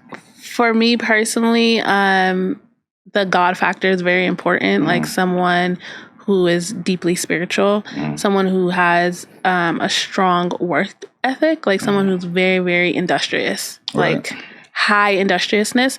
I actually don't have very high industriousness. Like I have high intelligence, but my industriousness is kind of average. But I like men almost like workaholics, in a way. And then someone who's really kind. Like I appreciate someone who speaks to me kindly and deals with me kindly, but deals with the world very aggressive. So I like aggressive men. I just don't like when it's pointed at me. I just like when it's pointed out there. But yeah, a provider, protector, someone's kind and hardworking, and God. I would say that's like basic minimum. And then, all the other little things like, oh, do you like to travel? Did we read the same book? Stuff like that. Yeah. Who cares? But those are like the basics. I think those are good markers to look at and to check off on. Yeah. The more and more you get into a relationship, though, like I've met those type of men, but then maybe they're not consistent, or maybe they don't keep their word, and then. Well, these are things that you have to identify as well. So, yeah. You did say something to me that in a private call, and you said, and I've been thinking about this a lot. You said that whatever happens to a woman in a relationship, it's her fault. And I asked you why, and you said because she lacked discernment, and the next time she should pray and gain more discernment to choose better. Yeah. Explain to me that philosophy. I'm like, it's very clear. It's very straightforward. Listen, I'll tell you. But I like when you first said it to me, I was wanting to push back, but I thought about it later, and I was like, yeah, that's my fault. I signed up for that. I signed up to date that person. The moment that you blame people, you're giving away your power. Yeah. You have to own it. Yeah. Well, you did stay with him. Well, he did this. That should have been, you should have left then, right? Yeah. But see, the problem is It's just interesting. Knowing everything you know about the brain, human nature, psychology, you know that women are very good at compromise. And that's kind of what makes up our femininity is that we can work with potential. We can compromise here and there. So what's your message to women to discern which things should you compromise with? Because no one's perfect. You're right. I feel like in these dating situations, everything's like, oh, he didn't do that, dump him. Oh, he didn't do that. Especially on the man's end. It's like, if you're not perfect, I'm done with you. The first thing women need to do or stop doing is listening to their friends. Don't talk to your friends about your situation. Don't talk to your friends about your problems. Right? Keep that to yourself. Talk to your mom or your grandmother if they're in good relationships, right? Yeah. Speak to older women who's more in alignment with reality and not feelings, right? Okay. Your girlfriends will give you the worst information, and they're single too. Yeah. You know what I mean? So that has to stop. Look, and they care about you. They love you. Yes. But they're not smart in that area. Yeah. They don't know your situation, right? Yeah. They don't, and they're only they didn't marry well themselves. That part, and they only hear the one-sided story that you're giving. You're not giving the whole thing ever, right? You feel away. You kind of mad at this guy. You know what he did? You want somebody to agree with you, and they're going to agree with you because they're going to make you feel good. You know, right. That's my girl. Like, nope. Yeah. Right? You got it. None of that. So stop. I'm serious. That messes people's relationships up, listening to your homegirls. Okay. And now you want to leave the guy and I'm going to come sleep on your couch. This is crazy. That's madness. Look, nobody's perfect. Correct. We sit down at the table and we figure this out. And we're going to work this out if that's what it's going to be. But here's the thing too. Don't give yourself to men without it's like an agreement. Like a relationship is an agreement. It's a business. It's a business arrangement, right? Okay. I know what you want, or you tell me what you want. Okay, but this is what I want. You know? Y'all can control the world if y'all wanted to, but y'all give it up too easy. You give the things that we want, y'all give it to us too easy. Way too easy. So stop doing that. Make us wait, you know? And make us marry you. You know, make us commit, like a full commitment, you know? And if we don't want to, we say it, and y'all say, all right, no biggie, go our separate ways. Yeah. But y'all gotta be firm on that. This is a very promiscuous culture, right? Very much in America. And listen, it's hard to avoid it because our nature is to reproduce. We get horny because we're programmed to reproduce, right? It's a normal thing. It's not a bad thing, but it's bad when it's just without people that you're going to have a long-term relationship with, right? So, and the thing that's problematic with a woman being independent, it is what it is you become good at being alone, you know? And this is not human beings are successful as a species because we are social and interdependent creatures, right? We need that. We thrive off of that. Life is better doing it with another person because life can be very hard. Yeah. It's better to have that support, you know? But people are just being good at being alone. Here's the thing what people got to realize. We live in a time now to where social media to a degree has collapsed geography, right? So you have access to so many people, right? So fast. So let's say we're dating and I make you uncomfortable. You're like, all right, I'm off of this, boom, because this guy's here right now. I'm going to swipe over here and find this guy. Yes. It's so easy to move on. But people got to think about this. You ain't perfect. So of course he's not going to be perfect. But y'all both trying to be better, right? Find somebody that's trying to be better, that's always trying to better their lives. Y'all going to piss each other off. It is so unrealistic for anybody to say, well, you should have said that. You don't tell a man what he should. He's not you. He's not a woman. He don't think like you, and vice versa, right? So we have to be patient with our people, have a higher degree of understanding, right? Really think about why, whatever, and think about, is this worth it? Because you're gonna like leave her or leave him. You're gonna meet another guy, and you're gonna go probably through some worse stuff. Yeah, you're gonna keep kissing frogs, you know. But this one, you could deal with his stuff, right? Deal with it. people in the past, they dealt with each other's issues. Like, all right. So what's your stance on divorce? Never? If the violation is egregious, of course, right? Okay. Like what? Cheating or like or domestic violence? I don't know. It's up to whatever is egregious to the people in the situation. Okay. If you can't handle that, then yeah, Okay. Because for one, cheating might not be the thing. For one, it could be for a lot. If you look at the numbers, the reasons for divorce, a lot of it is financial hardships. Yes. Which is really, really eye-opening. This is why I tell men, have your life together before you get into these situations. Because men kind of lose it. Like, look, there's a lot of domestic violence in this country, right? Mm-hmm. It's not because men hate women. It's because people who are not psychologically developed, not emotionally intelligent, not financially stable are cohabitating. They're around each other a lot. They're getting on each other's nerves. So and so and so and such. And a man may not be like on his job properly. So this woman is starting to become masculine and starting to talk to him crazy. He don't like that. Now his only leverage is grabbing her, is yelling at her. Well, I can't fix these things, so you better watch what you know what I'm saying? Like, it's just aggression, it's like, which is the lowest level of anything, right? It was pathetic. Going back to you told me that a man needs to dominate his woman in every area. Yeah. And when he can't, the only area he can dominate her in is the physical. And then at the end of the day, he's still a weak man because now you put your hands on her. He's extremely weak. A man's nature is to dominate everything. That's what the masculine does, you know? When he can't, but we're humans, we're not animals, so we do it intellectually, right? Yeah. And we do it by providing resources, protection, like all of the things. My job in a relationship is, if you ever leave me, it's going to be like, good luck. Because you're going to be like, damn, I left that, right? Mm-hmm. So that's how men should set their lives up, right? Right. Your life is so much easier.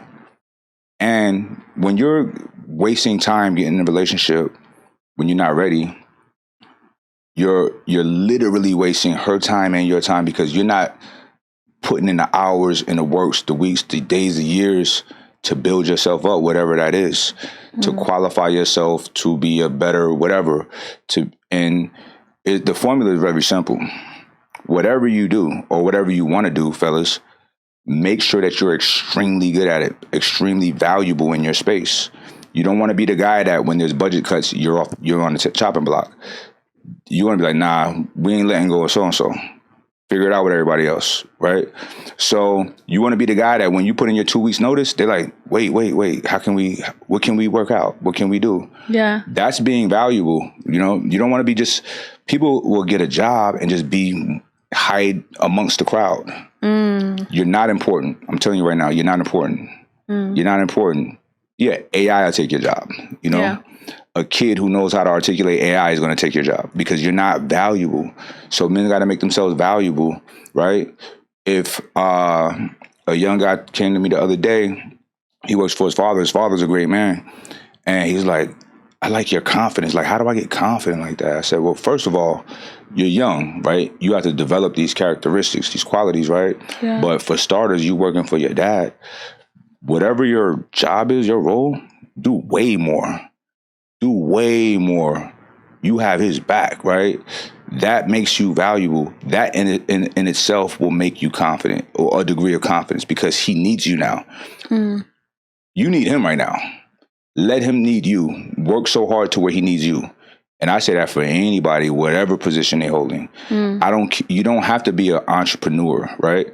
The entrepreneur life is not as lucrative as some might think, right? So it's a lot of responsibilities. It can be very stressful, right?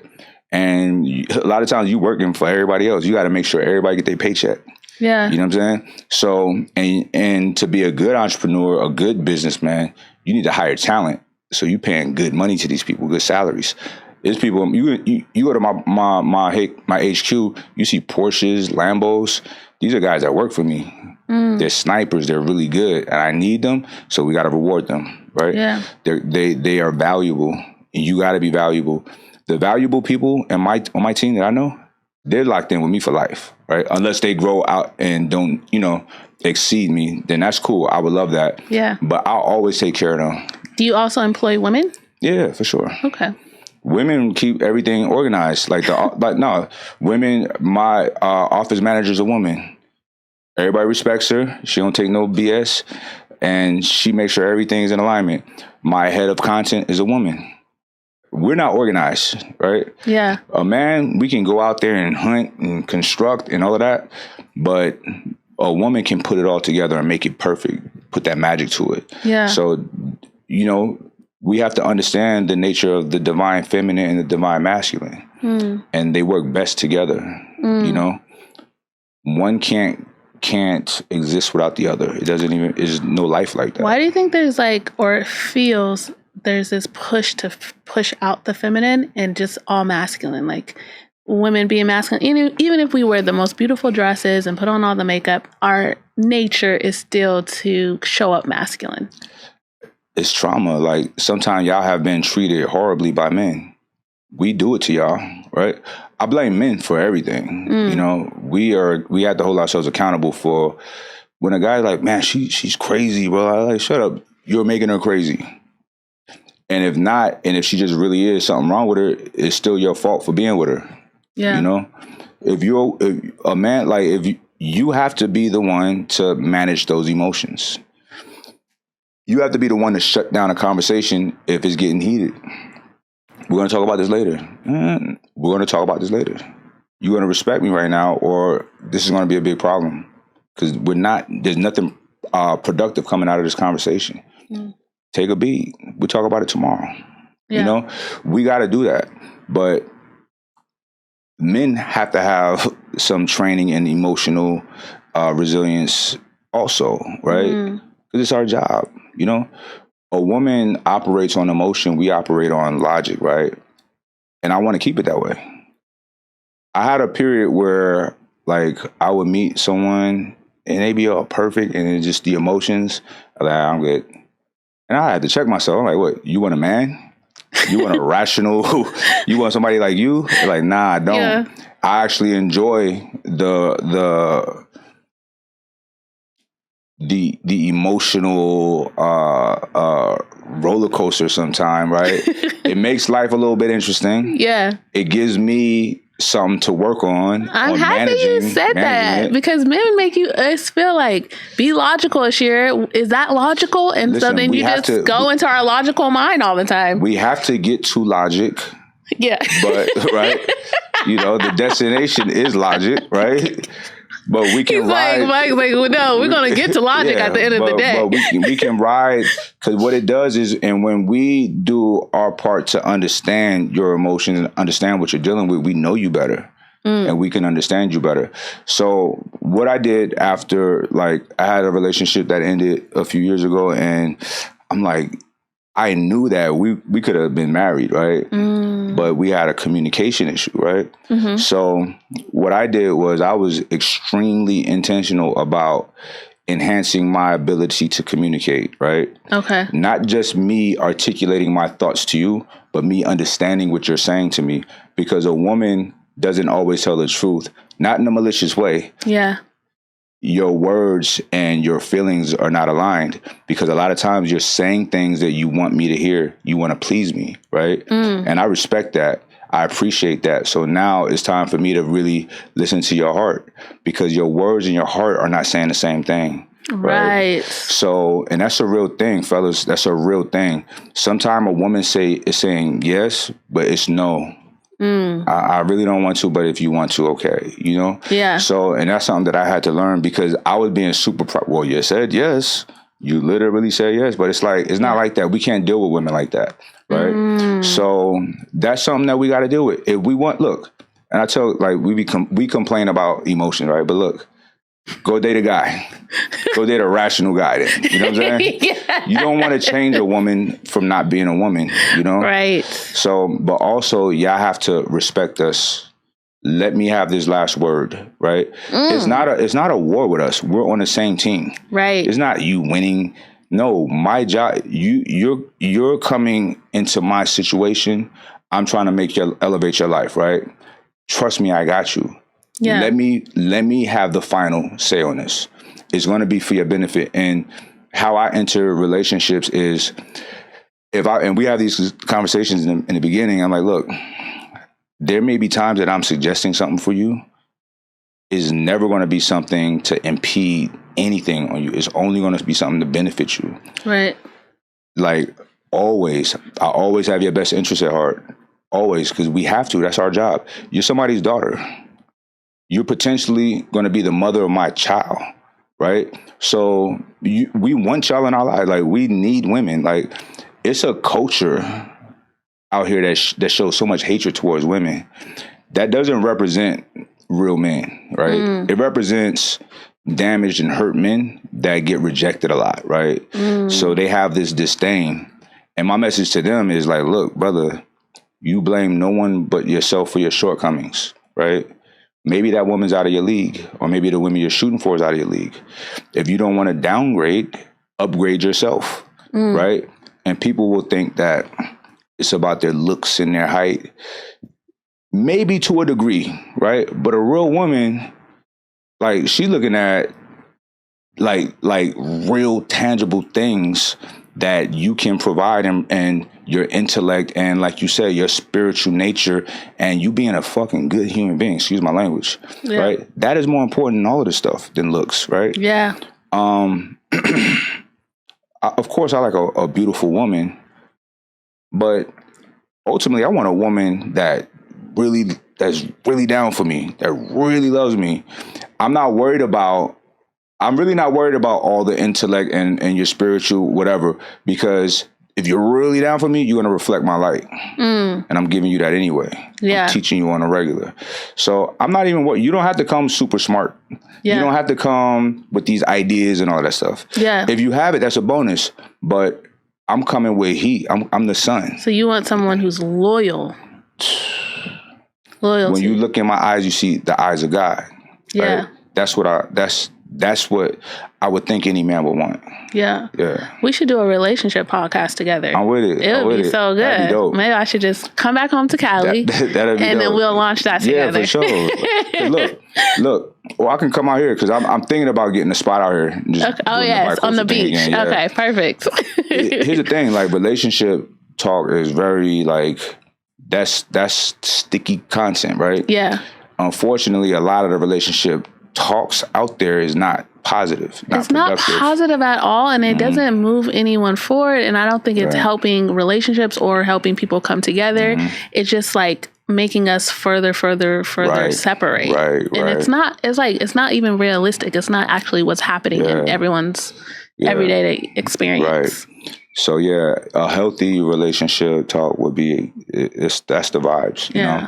Because I've been in some like podcast setting. I'm like, yo, what is going on here? It's like I just be quiet because I have nothing to offer these conversations. You know what I mean? So I can understand that. But yeah, so that would be kind of fly. Okay, so we'll talk about that. We'll talk about that off camera. Off cam. I wanted to circle back to something you said about peace earlier and being dangerous, because I know you have this saying of like stay dangerous, and also that like life is not mostly peaceful, and I wanted to get your perspective on that in regards to war. As you know, I live in Jerusalem in Israel. We have a war going on right now with Israel and Hamas. And a lot of people's perspective is we just want peace, peace, peace, peace. And my perspective is that I also want peace, but peace doesn't always just come dropping from the sky like rainbows and Skittles and unicorns. Like there has to be war sometimes for there to be peace. Right. So what's your stance? You're 100% right. So even here in America, we live in relative peace, relatively more peace than anywhere else in the world that matters, right? Anywhere where people want to be. And we only have that because our country is extremely violent, right? Yeah. And treacherous, to be honest. Treachery and violence is the way of man. All nations expand through violence, through treacherous actions, through ugly deeds, right? And later on, their people experience a lot of happiness and freedom and peace, right? So this is something that is very cyclical, because there is a universal law of reciprocity that you cannot avoid. You can't. So he who administers great violence will also receive great violence as well at some point. It has to happen like that. You can't have the day without having the night. Yeah. So these things are always going to happen. This is just part of the world. Even the creation of our universe and our galaxy and our solar system was extremely violent cosmic events, right? It wasn't a peaceful, peaceful winds, formed mountains. No. Yeah. Volcanic activity, asteroids, stars exploding, black holes collapsing, right? Those are violent events. Yeah. You know? The reason that we have life now is our nearest star is violently exploding at all times, right? Yeah. Generating heat. If we get a little bit too close, we'll burn and die. Get a little bit too far, we're going to freeze and die, right? Yeah. That's the nature of reality. So it's unfortunate that these things are on the news, that it's thrown in people's faces because it's giving people anxiety, and none of these people can have any effect on anything that's going on, but they're putting so much energy into these things, these events, and the event that you mentioned, I mean, I don't see it as a big deal, only because there's many of these kind of things going on in the world right now. Before that, right now, just as bad, if not worse. Yeah, Sudan. But nobody talks about it. Right. So there's a lot of problems in the world. You know, there was a time when people was coming to me like, "Can you speak on this?" Speak on it? Like, no, I'm not involved. I don't have the information on it to that degree, and I'll pick which atrocity I want to speak on if I want to speak on something. So I'm gonna focus on me, right? You and I had a private conversation about Judaism, the Jews, the Nation of Islam, Black Muslims, Farrakhan, and you told me, Ashira, Farrakhan is not an anti-Semite. Do you think he's an anti-Semite? And I said, yes, he is. And you said, why? No, he's not. And I said, he literally called Jews white devils. And then you and I, he called Jews white devils? Yeah. Or did he call white devils white devils? No, Did he say Jews or white devils? Okay, I'm going to go back and make sure and watch the clip. Okay. So there's all right. So you tell me why, because you said no, they painted him that way to be an anti-Semite, and you tell me why and in what ways. Look at the sum total of a person's life, right? Okay. Look at the product of this person's life, right? Is the sum total and the product of his life murders, deaths, drug dealing, illegal activity, pornography, homosexual behaviors? No. It's devoid of all of that. Okay. The sum total of his life is a lot of men and women becoming entrepreneurs, living a healthy, clean, conservative life. It's funny that word is used so liberally, right? Yeah. And the people that's hurling it around are not conservative. It means something different now, right? Yeah. He lives an extremely conservative life. He lives a godly life, and he teaches that, right? The people that he's raised are righteous people. Right. They don't get into, there's no crimes. They actually protect. It's funny how people, like, I notice a lot of white people in media, they like to use Chicago. Well, look at Chicago. Yeah. Look at Chicago, and let's look at other places. See, when you say something over and over, it becomes a truth. It's not really a truth, right? You have people like the Fruit of Islam, who's the security faction of the Nation of Islam, going and protecting these neighborhoods, protecting these women and these children, right? With no weapons. Yeah. These are men in suits. When people see them, they start acting right, right? These are men who don't fear anything because they carry God with them. And when you see a godly man, you act right. This man has no weapons. We're forbidden to have. Now, I step out a little bit and I have weapons, so on and so forth, but it's in our doctrine to not carry weapons, right? And I understand that if I don't fear nothing but God, I don't fear man to carry around these tools of destruction. Okay, Mike, I have a little bit of pushback, and I'll use my own community to ask this question.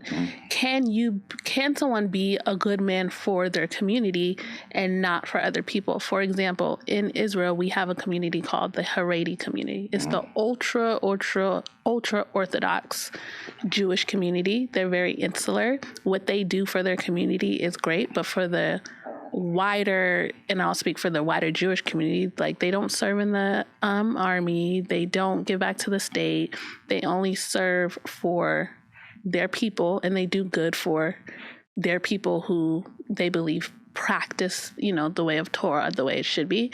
But they are racist to Arabs. They don't like certain other people. You know what I mean? So they are good and godly, but for their people, that's inside their people. When you say they're racist to Arabs, how do they articulate that racist or that hatred? Like some of them, they're the ones that you'll see, and let me not generalize and say all Haredi, because it's not all Haredi, so I just need to make sure that I'm talking about a very specific group who's ultra Orthodox, and they're the ones that you'll see where they'll take clips of them like throwing food or something at Arabs and, throwing racist slurs or something at them. But my point is, overall, they're good people for their people. You know what I mean? So could you be a godly man like Farrakhan and do great things for the Black people in your community and Black people? I don't know what else he's done for like the wider Black community, but let's just say like Black Muslims, and you've really taught them these principles that have produced entrepreneurs and good families and conservatism and keeping the family intact, and also be an anti-Semite or also not like others. What is an anti-Semite? Someone, it's been coined as someone who hates the Jews. Yeah. Do you think he hates Jews? Yes, that's what that's what we're talking about. Can I show you something? Yes. Because I'm going to just say a simple statement. He doesn't hate Jews. Okay. And I'm asking, why did he get painted that way? Because he's critical of some people. Okay. And those people don't like when anyone's critical of them, they go after him, right? They go after him with vehemency, right? Yes. Hold on a second. Okay. They go after them, and a lot of times it's unfair, right? And we live in a time to where we have what's called the freedom of information, right? Yes. And before we didn't have that, people used to get killed for having dissent and criticizing certain people and moving in such a way, right? You can't do that now because people will know immediately, right? Right. So now what happens is they kill your assassinate your character, right? They put these words on you, this filth on you, right? I'm gonna save all these pictures and share with you. Okay. They do things to assassinate your character so that people won't take you serious, right? They try to deplatform you, right? They do all these things. This is the modern day assassination now. It's not just killing somebody, right? So, and that's what they've done to my beloved leader. And listen, if he hated Jews, I'm gonna say this. And this may not sound good. You might not like this. If he really did hate Jews, which he doesn't, I don't care. Because what he gives me is produced so much real value, real ethics, real morality, right? Yeah. But I'm saying this right now. And that's my point. Like, you could be a good leader in your community. Go ahead. He has a really good relationship with a lot of people in the Jewish community, a lot of different rabbis. They sit in council with him. Sometimes they come to our events, right? And he goes to theirs. Why doesn't the media show this part? Why would they? And think about, and look, I don't want to offend you or any of your people. Yeah. However, the media is typically controlled by people from in the Jewish community. Why do you believe that? Because they do. It's like, we've done the research. But like, why do I don't understand. What's wrong with that? I don't think there's anything nothing wrong with it. I don't understand why people get mad about that. It's not that people get mad about it, but I wish we owned it. You know what I'm saying? But I'm trying to figure out, like, how do Jewish people control the media? In what ways? You would know. And I just, I would know. Look, should we, like, media. Who's the media? Yeah. So what media are we talking about here? Give me a big corporation, a big media conglomerate. You want to talk about like Fox News, CNN? Okay. So we're going to look up who's the CEO of Fox. We got to go deeper than that because Fox is owned by... Yeah. Who owns the holding companies? They're owned by Walt Disney. Let's keep going back. But yeah, this idea of like... I could have had this prepared. Yeah. But it's not... Let's go into music, right? Okay. I could tell you the specific... Like, I have these lists of the big music company, what is it called? Record labels. Right. And the owners, they're all Jewish, right? Okay. It is what it is. They run that. And they own the holding companies as well? Yes. Okay. These are shrewd businessmen, as they should be. Right? I'm not mad at... I have no problem with Jews, with how they move, right? Yeah. I'm learning from them. Yeah. Okay? They look out for themselves and their people. And this is interesting. I have a lot of Jewish friends. I have a lot of like Sephardic friends in New York. Mm-hmm. A lot of Ashkenazi homies. Like, I know a lot of people, right? Yeah. And I have real relationships with these people. And we have real talks. And for instance, so a Jewish man will have a business, right? Let's say a jewelry business. Yeah. That he would not let his sons wear these watches, wear these diamonds and all of that stuff. But he'll sell it to other people, right? Let's talk about pornography, right? I can show you this information. I have that in my notes. Okay. That industry was started by a Jewish man, by Jewish people, right? And Jewish people own Pornhub, right? Okay. But you don't see pornography in Israel. It's not happening, right? But they will own certain types of businesses and make money from it and allow it to be promoted to people not their own, right? That's more egregious. Now, let's talk about music. Wait, I wanna stop on that one point there though, because what I think people don't understand coming from the American perspective is that most of American Jews are not religious, right? Mm-hmm. So not to divide us in a way, but there is a division between how a religious Jew acts versus someone who is just Jewish in name only. Yeah. You know what I mean? And versus how an American Jew is versus what happens in Israel. Right. For example, I mean, gambling is not even legal in Israel, but you've lived in the Middle East. There's like tons of stricter laws in the Middle East than there are in America. So I just think that's a representation of culture and not the Jewish community at large. And I would beg to say, when you say, I'm not sure that a Jewish person owns Pornhub, but you can show me the information later. Okay. That person, I would assume, is not religious. And so I would assume that person's child probably does have access to that information, right? Because it's only really the religious who are going to be protecting morality. Right. You know what I mean?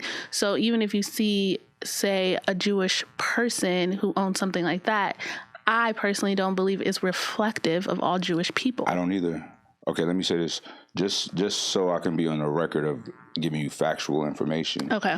There's a guy named Alvin Goldstein, right? He produced the first pornography film in 1936. 36, right? Something like that. Then you have all of the porn actors in the 70s through 80s were all Jews. The most famous of those actors, the most renowned actor of it all was a guy named Ron Jeremy. He's the legend. Stephen Hirsch, 57-year-old Jewish man, known as the Donald Trump of porn. He is the manager of Vivid Company, which Vivid is the Microsoft of porn. But look, I agree with you. I don't think that's a Jewish, like, y'all are not walking around like teaching to start pornography. Yeah, when they say the Jewish people do this and porn, the Jewish people, it's like, hold on.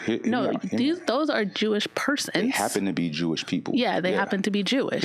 Yeah, I get that. And two, I mean, like on our end, we don't even know, like, yes, they have a Jewish last name, but are they Jewish? Is their mother Jewish? Because you're not Jewish unless you have a mother that's Jewish. Yeah. So it's like all of these other layers, and it's just grouped into the Jewish people. What do the Jewish people do about these guys? But here's the thing, though. All right, so when you have like... like what I think the Orthodox community shouldn't be doing, but we do is we disengage. And I say we because I'm an Orthodox Jew. Mm-hmm. So they kind of just disengage with anything immoral. Mm-hmm. I respect that. Yeah. All right, so let's go to like the music industry, right? Okay. We have artists like Sexy Red, right? Yeah. So we were doing some research, and the executive directly behind her is a black man, right? Okay. And we did research on him. This guy is like, had both parents. He has a beautiful family, college educated. There's no way that his children listen to Sexy Red. Why is he doing this? Oh, he has this big fund for black artists, right? Where do you get the money from? He's a Jewish guy, right? Not Jewish people, but a Jewish man. And it just happened to be that Jewish people, there's Jewish individuals that own all the big record companies, right? Now, this guy, you don't see Sexy Red, I don't think is very talented, right? Mm-hmm. So it's not like her music was so good, people just start listening to her, right? Right. She was positioned properly with a huge machine behind her to be as filthy as you want to be, making black women look like really bad, right? Right. You don't see that with any other race, okay? They would not put a Jewish woman like that. He would not allow that Jewish guy, right, who put this black man in charge to be the face, the executive behind Sexy Red, right? There's a problem with this. Listen, and then some people will say, well, stop. Well, why are black people just taking these contracts? Because they're poor. They're poor. And it's logical to take that contract. You have to survive. You're thinking about, dang, my mom is about to lose her crib. This is going to set us up for life. I don't blame them for doing it, right? But they couldn't do that if this big machine wasn't behind them, providing them with the means and the incentives to act like that. It's abhorrent, okay? I would never put my money behind nothing like that, right? So we have a situation to where she's one example. It's so many examples of filth from our community. We do not have the power or the means to put this music out without huge backing, okay? Well, I want to go back to what you said earlier about personal accountability and how no one has power over us, and we shouldn't relinquish power to others. And so I still don't understand the connection between someone practicing capitalism and that being an agenda. I'm not mad at them, you know what I mean? I'm not mad at them practicing capitalism, but use your own people. Don't use us. That's all I'm saying. Don't listen. We started at a deficit in this country, right? Yeah. We were brought here against our will. But I don't think only black women are exploited. Like, look at Taylor Swift, Katy Perry, Britney Spears. Are you really going to compare Taylor Swift and Sexy Red? What Taylor Swift is doing for women abroad, even though she's Ashira. Stop, please. No, we're going to get into this. Yes, I am. Taylor Swift is absolutely toxic. Just because Sexy Red is toxic, she speaks to a toxic demographic that can relate to her in the hood. Taylor Swift is definitely toxic. Taylor Swift writes an album every year about how she hates men.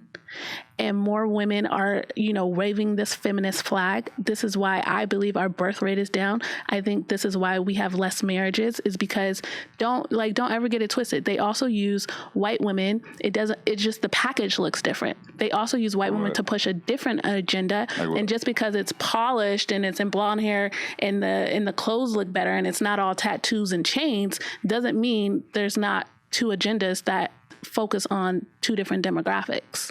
Okay, so let's speak objectively, right? Yeah, and Britney Spears, I mean, she ushered in like being a slut and a whore. this is hyperbole, though. This is not. Britney's, how can you see it for black people, but you can't see what it's doing for white women? I'm gonna be clear. Sexy Red literally talks about being a slut and a whore, right? Talks about fellatio and oral sex and all these things. Yeah. Show me one Britney Spears record or album of her talking about being a slut or a whore. Okay, I'll think about it and then I'll send it to you. I'll pull it up. Okay. I'll look for it, and if I find it, I'll keep it 100, right? Okay, but you cannot convince me that white girls are giving out this giving out morality to young girls. Okay, let's say at their concerts. Let's do this. They're also half naked. They're also sleeping around. Taylor Swift is half naked. Yeah, she's also half naked at her concerts. They're also sleeping around. They're not. So what? They don't have tattoos and grills in their mouth. It's just a different demographic. Nothing wrong with tattoos and grills. No, it's nothing. But I'm just saying, like, just because the imaging looks differently, it's to usher in a different demographic. They're also being brainwashed. Music is brainwashing everyone. And the brainwashing is just different with a different face on it.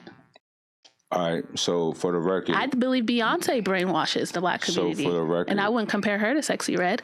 But for the record, in your opinion or your estimation, Sexy Red, as bad as Sexy Red is for the black community, Taylor Swift is for the white community. I believe that they use white artists for their agenda, and I think she is just as toxic and I won't just say for the white community, I'll say for women. For women.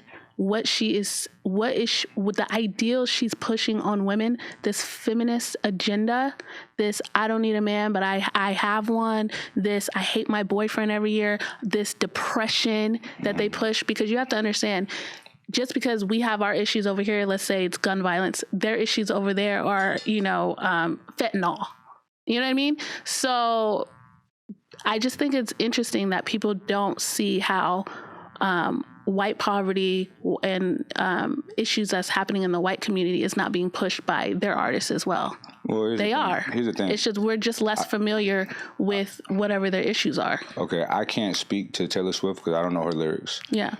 From the outside looking in, I don't know Sexy Red's lyrics either. Yeah. But from the outside looking in, I see a horrible image on Sexy Red. Yeah. From the outside looking in, I see a clean image of Taylor Swift. I don't listen to her.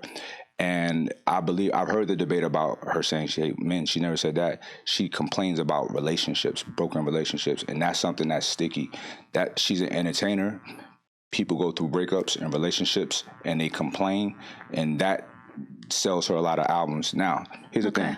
1 second, I just want to say one thing. Mike, when you talk about image, though, Sexy Red does not appeal to me as a black woman because I don't come from the area that Sexy Red comes from. Sexy Red's image does appeal to the demographic that it appeals to, that other black girls who look like her. But it's what it's doing also. We do have unfortunate situations in which parents do not have the ability to monitor their children's consumption of media, right? And there's little kids watching that thing and, this is normal. Yeah. This is on TV, so this is okay, right? So it's programming little kids, right? Yeah. It's even programming adult women, right, who are just may not have these parents or whatever. Yes, so, I agree. But why? Look, I don't expect everybody to think like me. Yeah. Right? Some people are leaders. Most people are going to follow, right? Mm-hmm. So why should we allow this kind of filth just for the sake of capitalism? Yeah. This is filthy. You're selling pornography. You're selling filth, right? Yes. So that shouldn't be okay. But my argument is it's not only happening on black women. It shouldn't be okay for them to do it to a white woman either. Yes. Okay, so it's the source. Let's talk about the source. We don't have to talk about Taylor Swift or Sexy Red. Yeah. Let's talk about the guys behind this. Okay. Like, that's problematic. And these people happen to be Jewish. I'm not speaking for all media. I'm speaking for the music industry. I know this for a fact, right? So, and I'm not saying this is a widespread Jewish issue. I don't know. But I do know people who are good people who I like, who parents... they're in a certain section in New York that run jewelry, and that's just an example of something that they don't allow for their family to indulge in, but they sell it. Yeah. So why? I'm a capitalist, but I'm a conscious capitalist. I'm okay with everything that I sell. The ways that I make money with is it helps people. Okay, I'm not gonna peddle something that I don't want my kids to take part of to make money. I wouldn't feel. Look, and there's a degree of like, all right, I'll take the punishment as long as my kids are straight. I can understand that. Right. But I have to look at myself in the mirror and be okay with who I am, because I am connected to the Most High. I am connected to God. Right. So, and these people observe all of the Jewish traditions. They do all of the things, right? No, they don't. These people that I'm talking about, they do. They're very religious. They're right? Orthodox? Yeah. Oh, you're not talking about the music industry people. No, I don't know what how these people. Oh, you're talking lives. about your personal friends. Yeah. Okay. These are my friends. I love them. I'm not mad at them. You know what I'm saying? Yeah. But I just think that is interesting. There's a practice here. There's a practice of we can make money doing this, but we ain't participating in it. Let these people do it. It's destroying. You're corrupting the mind of the people that you're selling to. I guess my bigger question is, why is that always targeted at the Jewish people and never at any other group? We could say the same thing about the Asian community who come and set up hair shops and wigs and weaves in our community. How is that damaging the community? They sell because they know we have an image problem with our own hair, right? Weave is not destroying the moral fabric of women. It's helping their confidence. There's nothing wrong with weave. Come on. I'm not going to say... You can't compare weave to like Sexy Red's music No. I'm not going to... Swift's music. No, that's not what I'm saying. I'm not saying that weaves are bad. I wear weaves, ladies, okay? But I'm saying this is a community who has come, exploited the community in Black communities. Asians come and set up shops all over the Black community, take over the Black community, don't even hire Blacks in their stores, treat the Black people terrible, but no one says, oh, the Chinese, and look what the Chinese are doing. People complain about that. Not on a large scale. Because the problem, what they do, or no one talks about what the Arabs do or this group. It's always that's not true. About what the Jews do. That's not true. Let's do this. People talk about these things, right? It's just not allowed because it's not that big of an issue, whatever the detriment is. In the situation with these Asians coming into Black communities, look, these that Asians, should be more detrimental because these are our businesses in our community. These things are problematic, but Black people need to understand how to come into commerce for themselves and do these things themselves, right? Okay. And this is something that people are working on. This is happening, right? You gotta understand this too. We are 3 generations out of slavery, right? A lot of white people, they like, racist. You talk about slavery so long ago. Not that long ago, right? Y'all set this up. We're going to talk about it, right? Y'all don't want us to talk about it. You say that's, what they say is the other race. The human race? No, they say is racist, anti-race. I don't know. They got a term for it. Anti-racism? I don't know what it's called, but. Post-racial society? Nah, it's a term. But it'll come to me. But anyway, when it's brought up, it's like, oh, here we go. It's so annoying. They call it, they say it's the political correct. It's the snowflaking. They complain. They want to hear it. You're gonna hear it. We didn't even have a concept of race. Y'all created a concept of race, right? So we're gonna deal with it, right? Race doesn't exist scientifically, but it exists culturally, right? Yes. So, and there are things that does need to be addressed. So I don't care. I'll talk about reparations. That's such a dirty word, right? Yeah. America dish out reparations to places that America's done nothing to. Right. They did nothing for us, right? Look, I don't care. We coming up anyway, right? So I did a talk, I think I was in Orange County somewhere, all white people, right? Yeah. And I don't hate white people at all. I love all people. Yes. And I hate all people, right? I said it was all white people. I said, yeah, I'm gonna make y'all uncomfortable today. Right? Yeah. And I just went. It was I got a standing ovation, but I started from the shanty lands of Africa.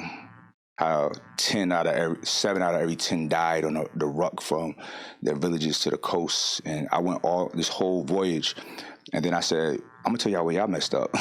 Y'all breeded the strongest ones of us, right? Y'all put the best of the best together, right? And this is why Blacks, we are 14% of the population in America, right? Yeah.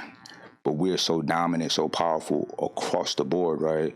These things are not publicized or amplified because it doesn't fit a narrative that even white people was programmed and lied to, even with like Darwinism and all of these things that they had to like, these are subhuman, these are not smart people, these are barbaric. We had to civilize them. We had to, when it was the reverse, we civilized Europeans.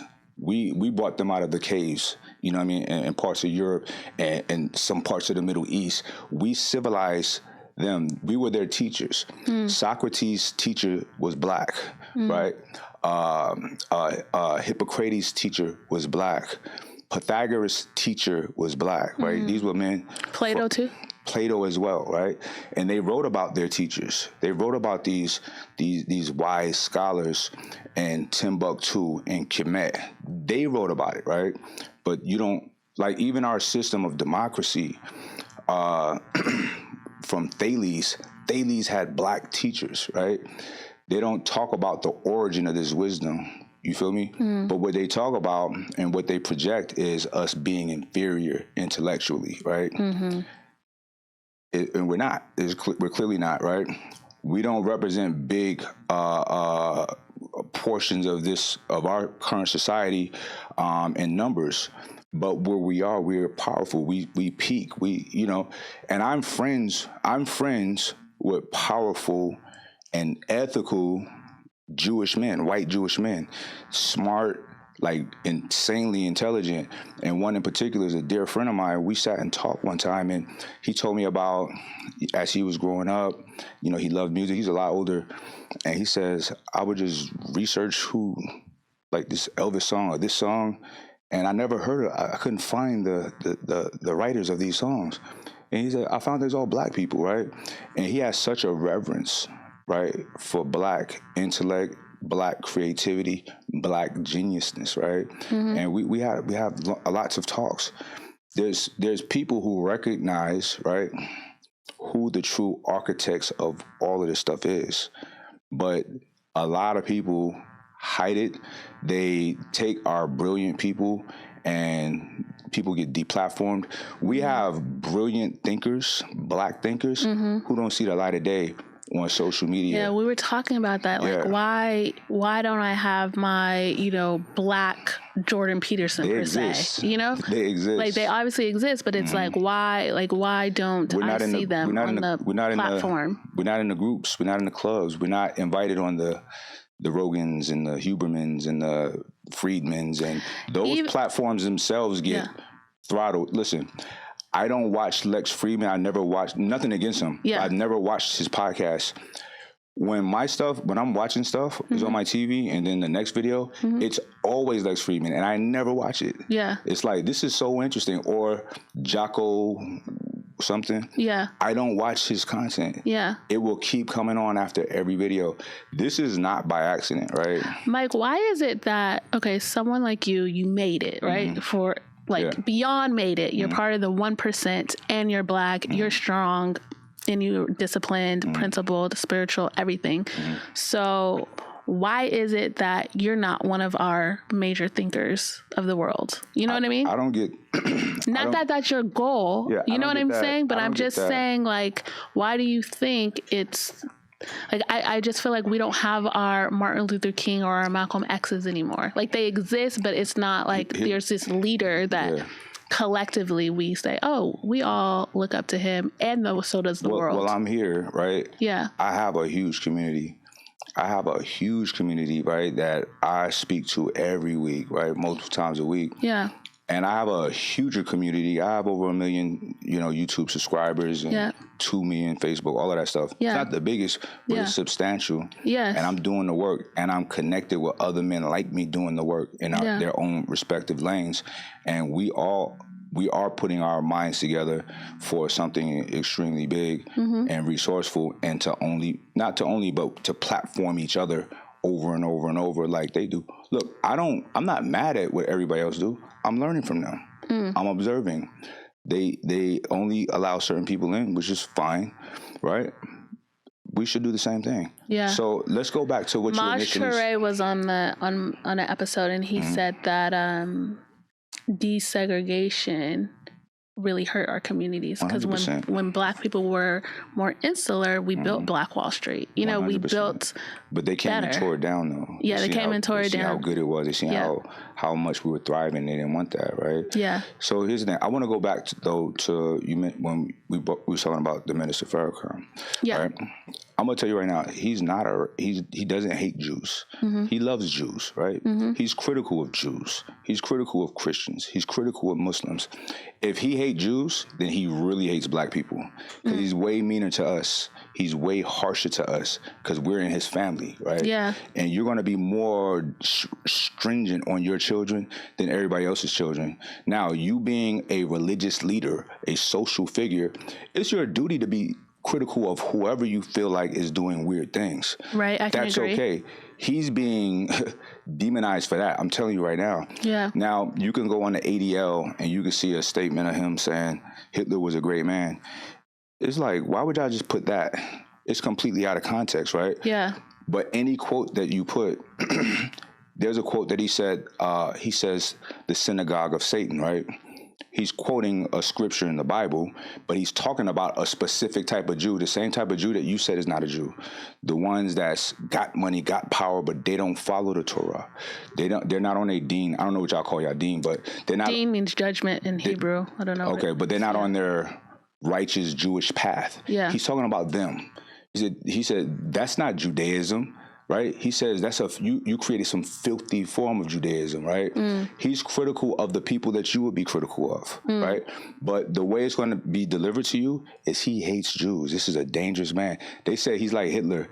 He's never killed or hurt anybody. He's nothing like Hitler, right? Right. So this is how it's going to be delivered to you. And it's like, what, do y'all not want us to have leaders? No, they don't. They don't, right? And this is why they come after our leaders, right? So you have a situation to where, imagine if Black Muslim executives owned record labels. Like, see, look at what it would be a spotlight this big shined on them and what they're doing. You know what I mean? But it's not. This is not our system, right? This is why I've never cared to be in this system, in this American matrix. I am an American because I'm born here. That's like the rules, right? And I want all my all the things that I get as an American. I'm gonna take it and I'm gonna demand it, right? That's the American spirit. But I'm not of the American culture, not one iota. I don't like it.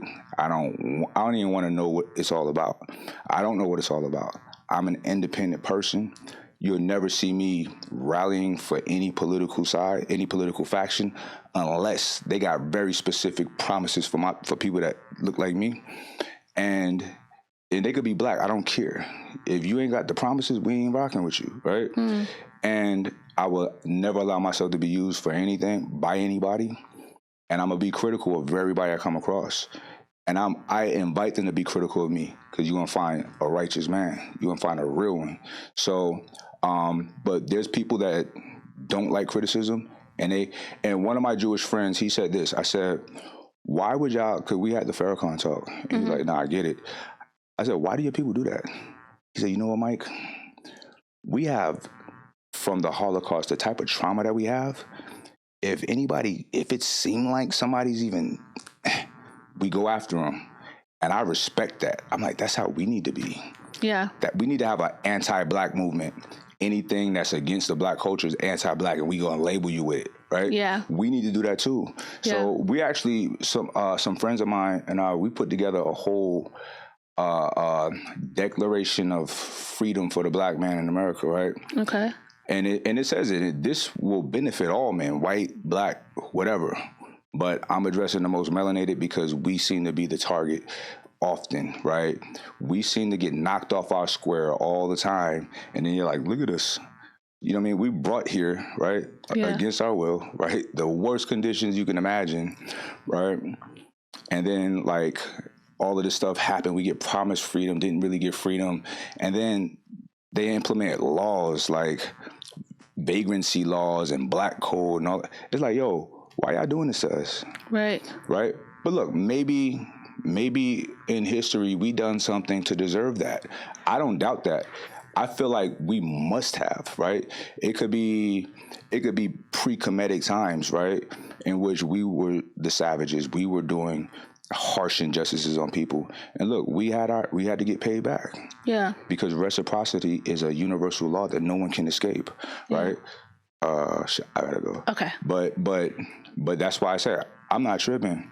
I observe from history, and whoever is administering the pain, the hatred, the violence, that's cool. You're gonna have a good time right now. But there's gonna be a time when you're gonna be going through the same thing. It has to happen. Why? Because you can't have the day without having the night. And on that note, thank you so much for being here. No doubt. You know, my dream conversation is to have an imam, a rabbi, and a pastor. We're gonna work on that. All black. And if you want to ask Minister Farrakhan if he wants to come and have a sit down, I would love to do that too. I wish I had it like that. Like, you know that? Can you just call him up? Yeah, Mike? just text him. Like, you want to come on the Black and Jewish podcast? Right. You know what? If the message got to him, I'm sure he would. Okay. You know, but he's in his 90s now, so yeah, I'll go to him. I mean, yeah, that's what's up. Okay. But yeah, no, this was dope. Like, we're gonna have to have a part 2, part 3. Yeah. We're gonna do some relationship podcasting, and you're gonna get a place on the beach, and we're gonna work it out.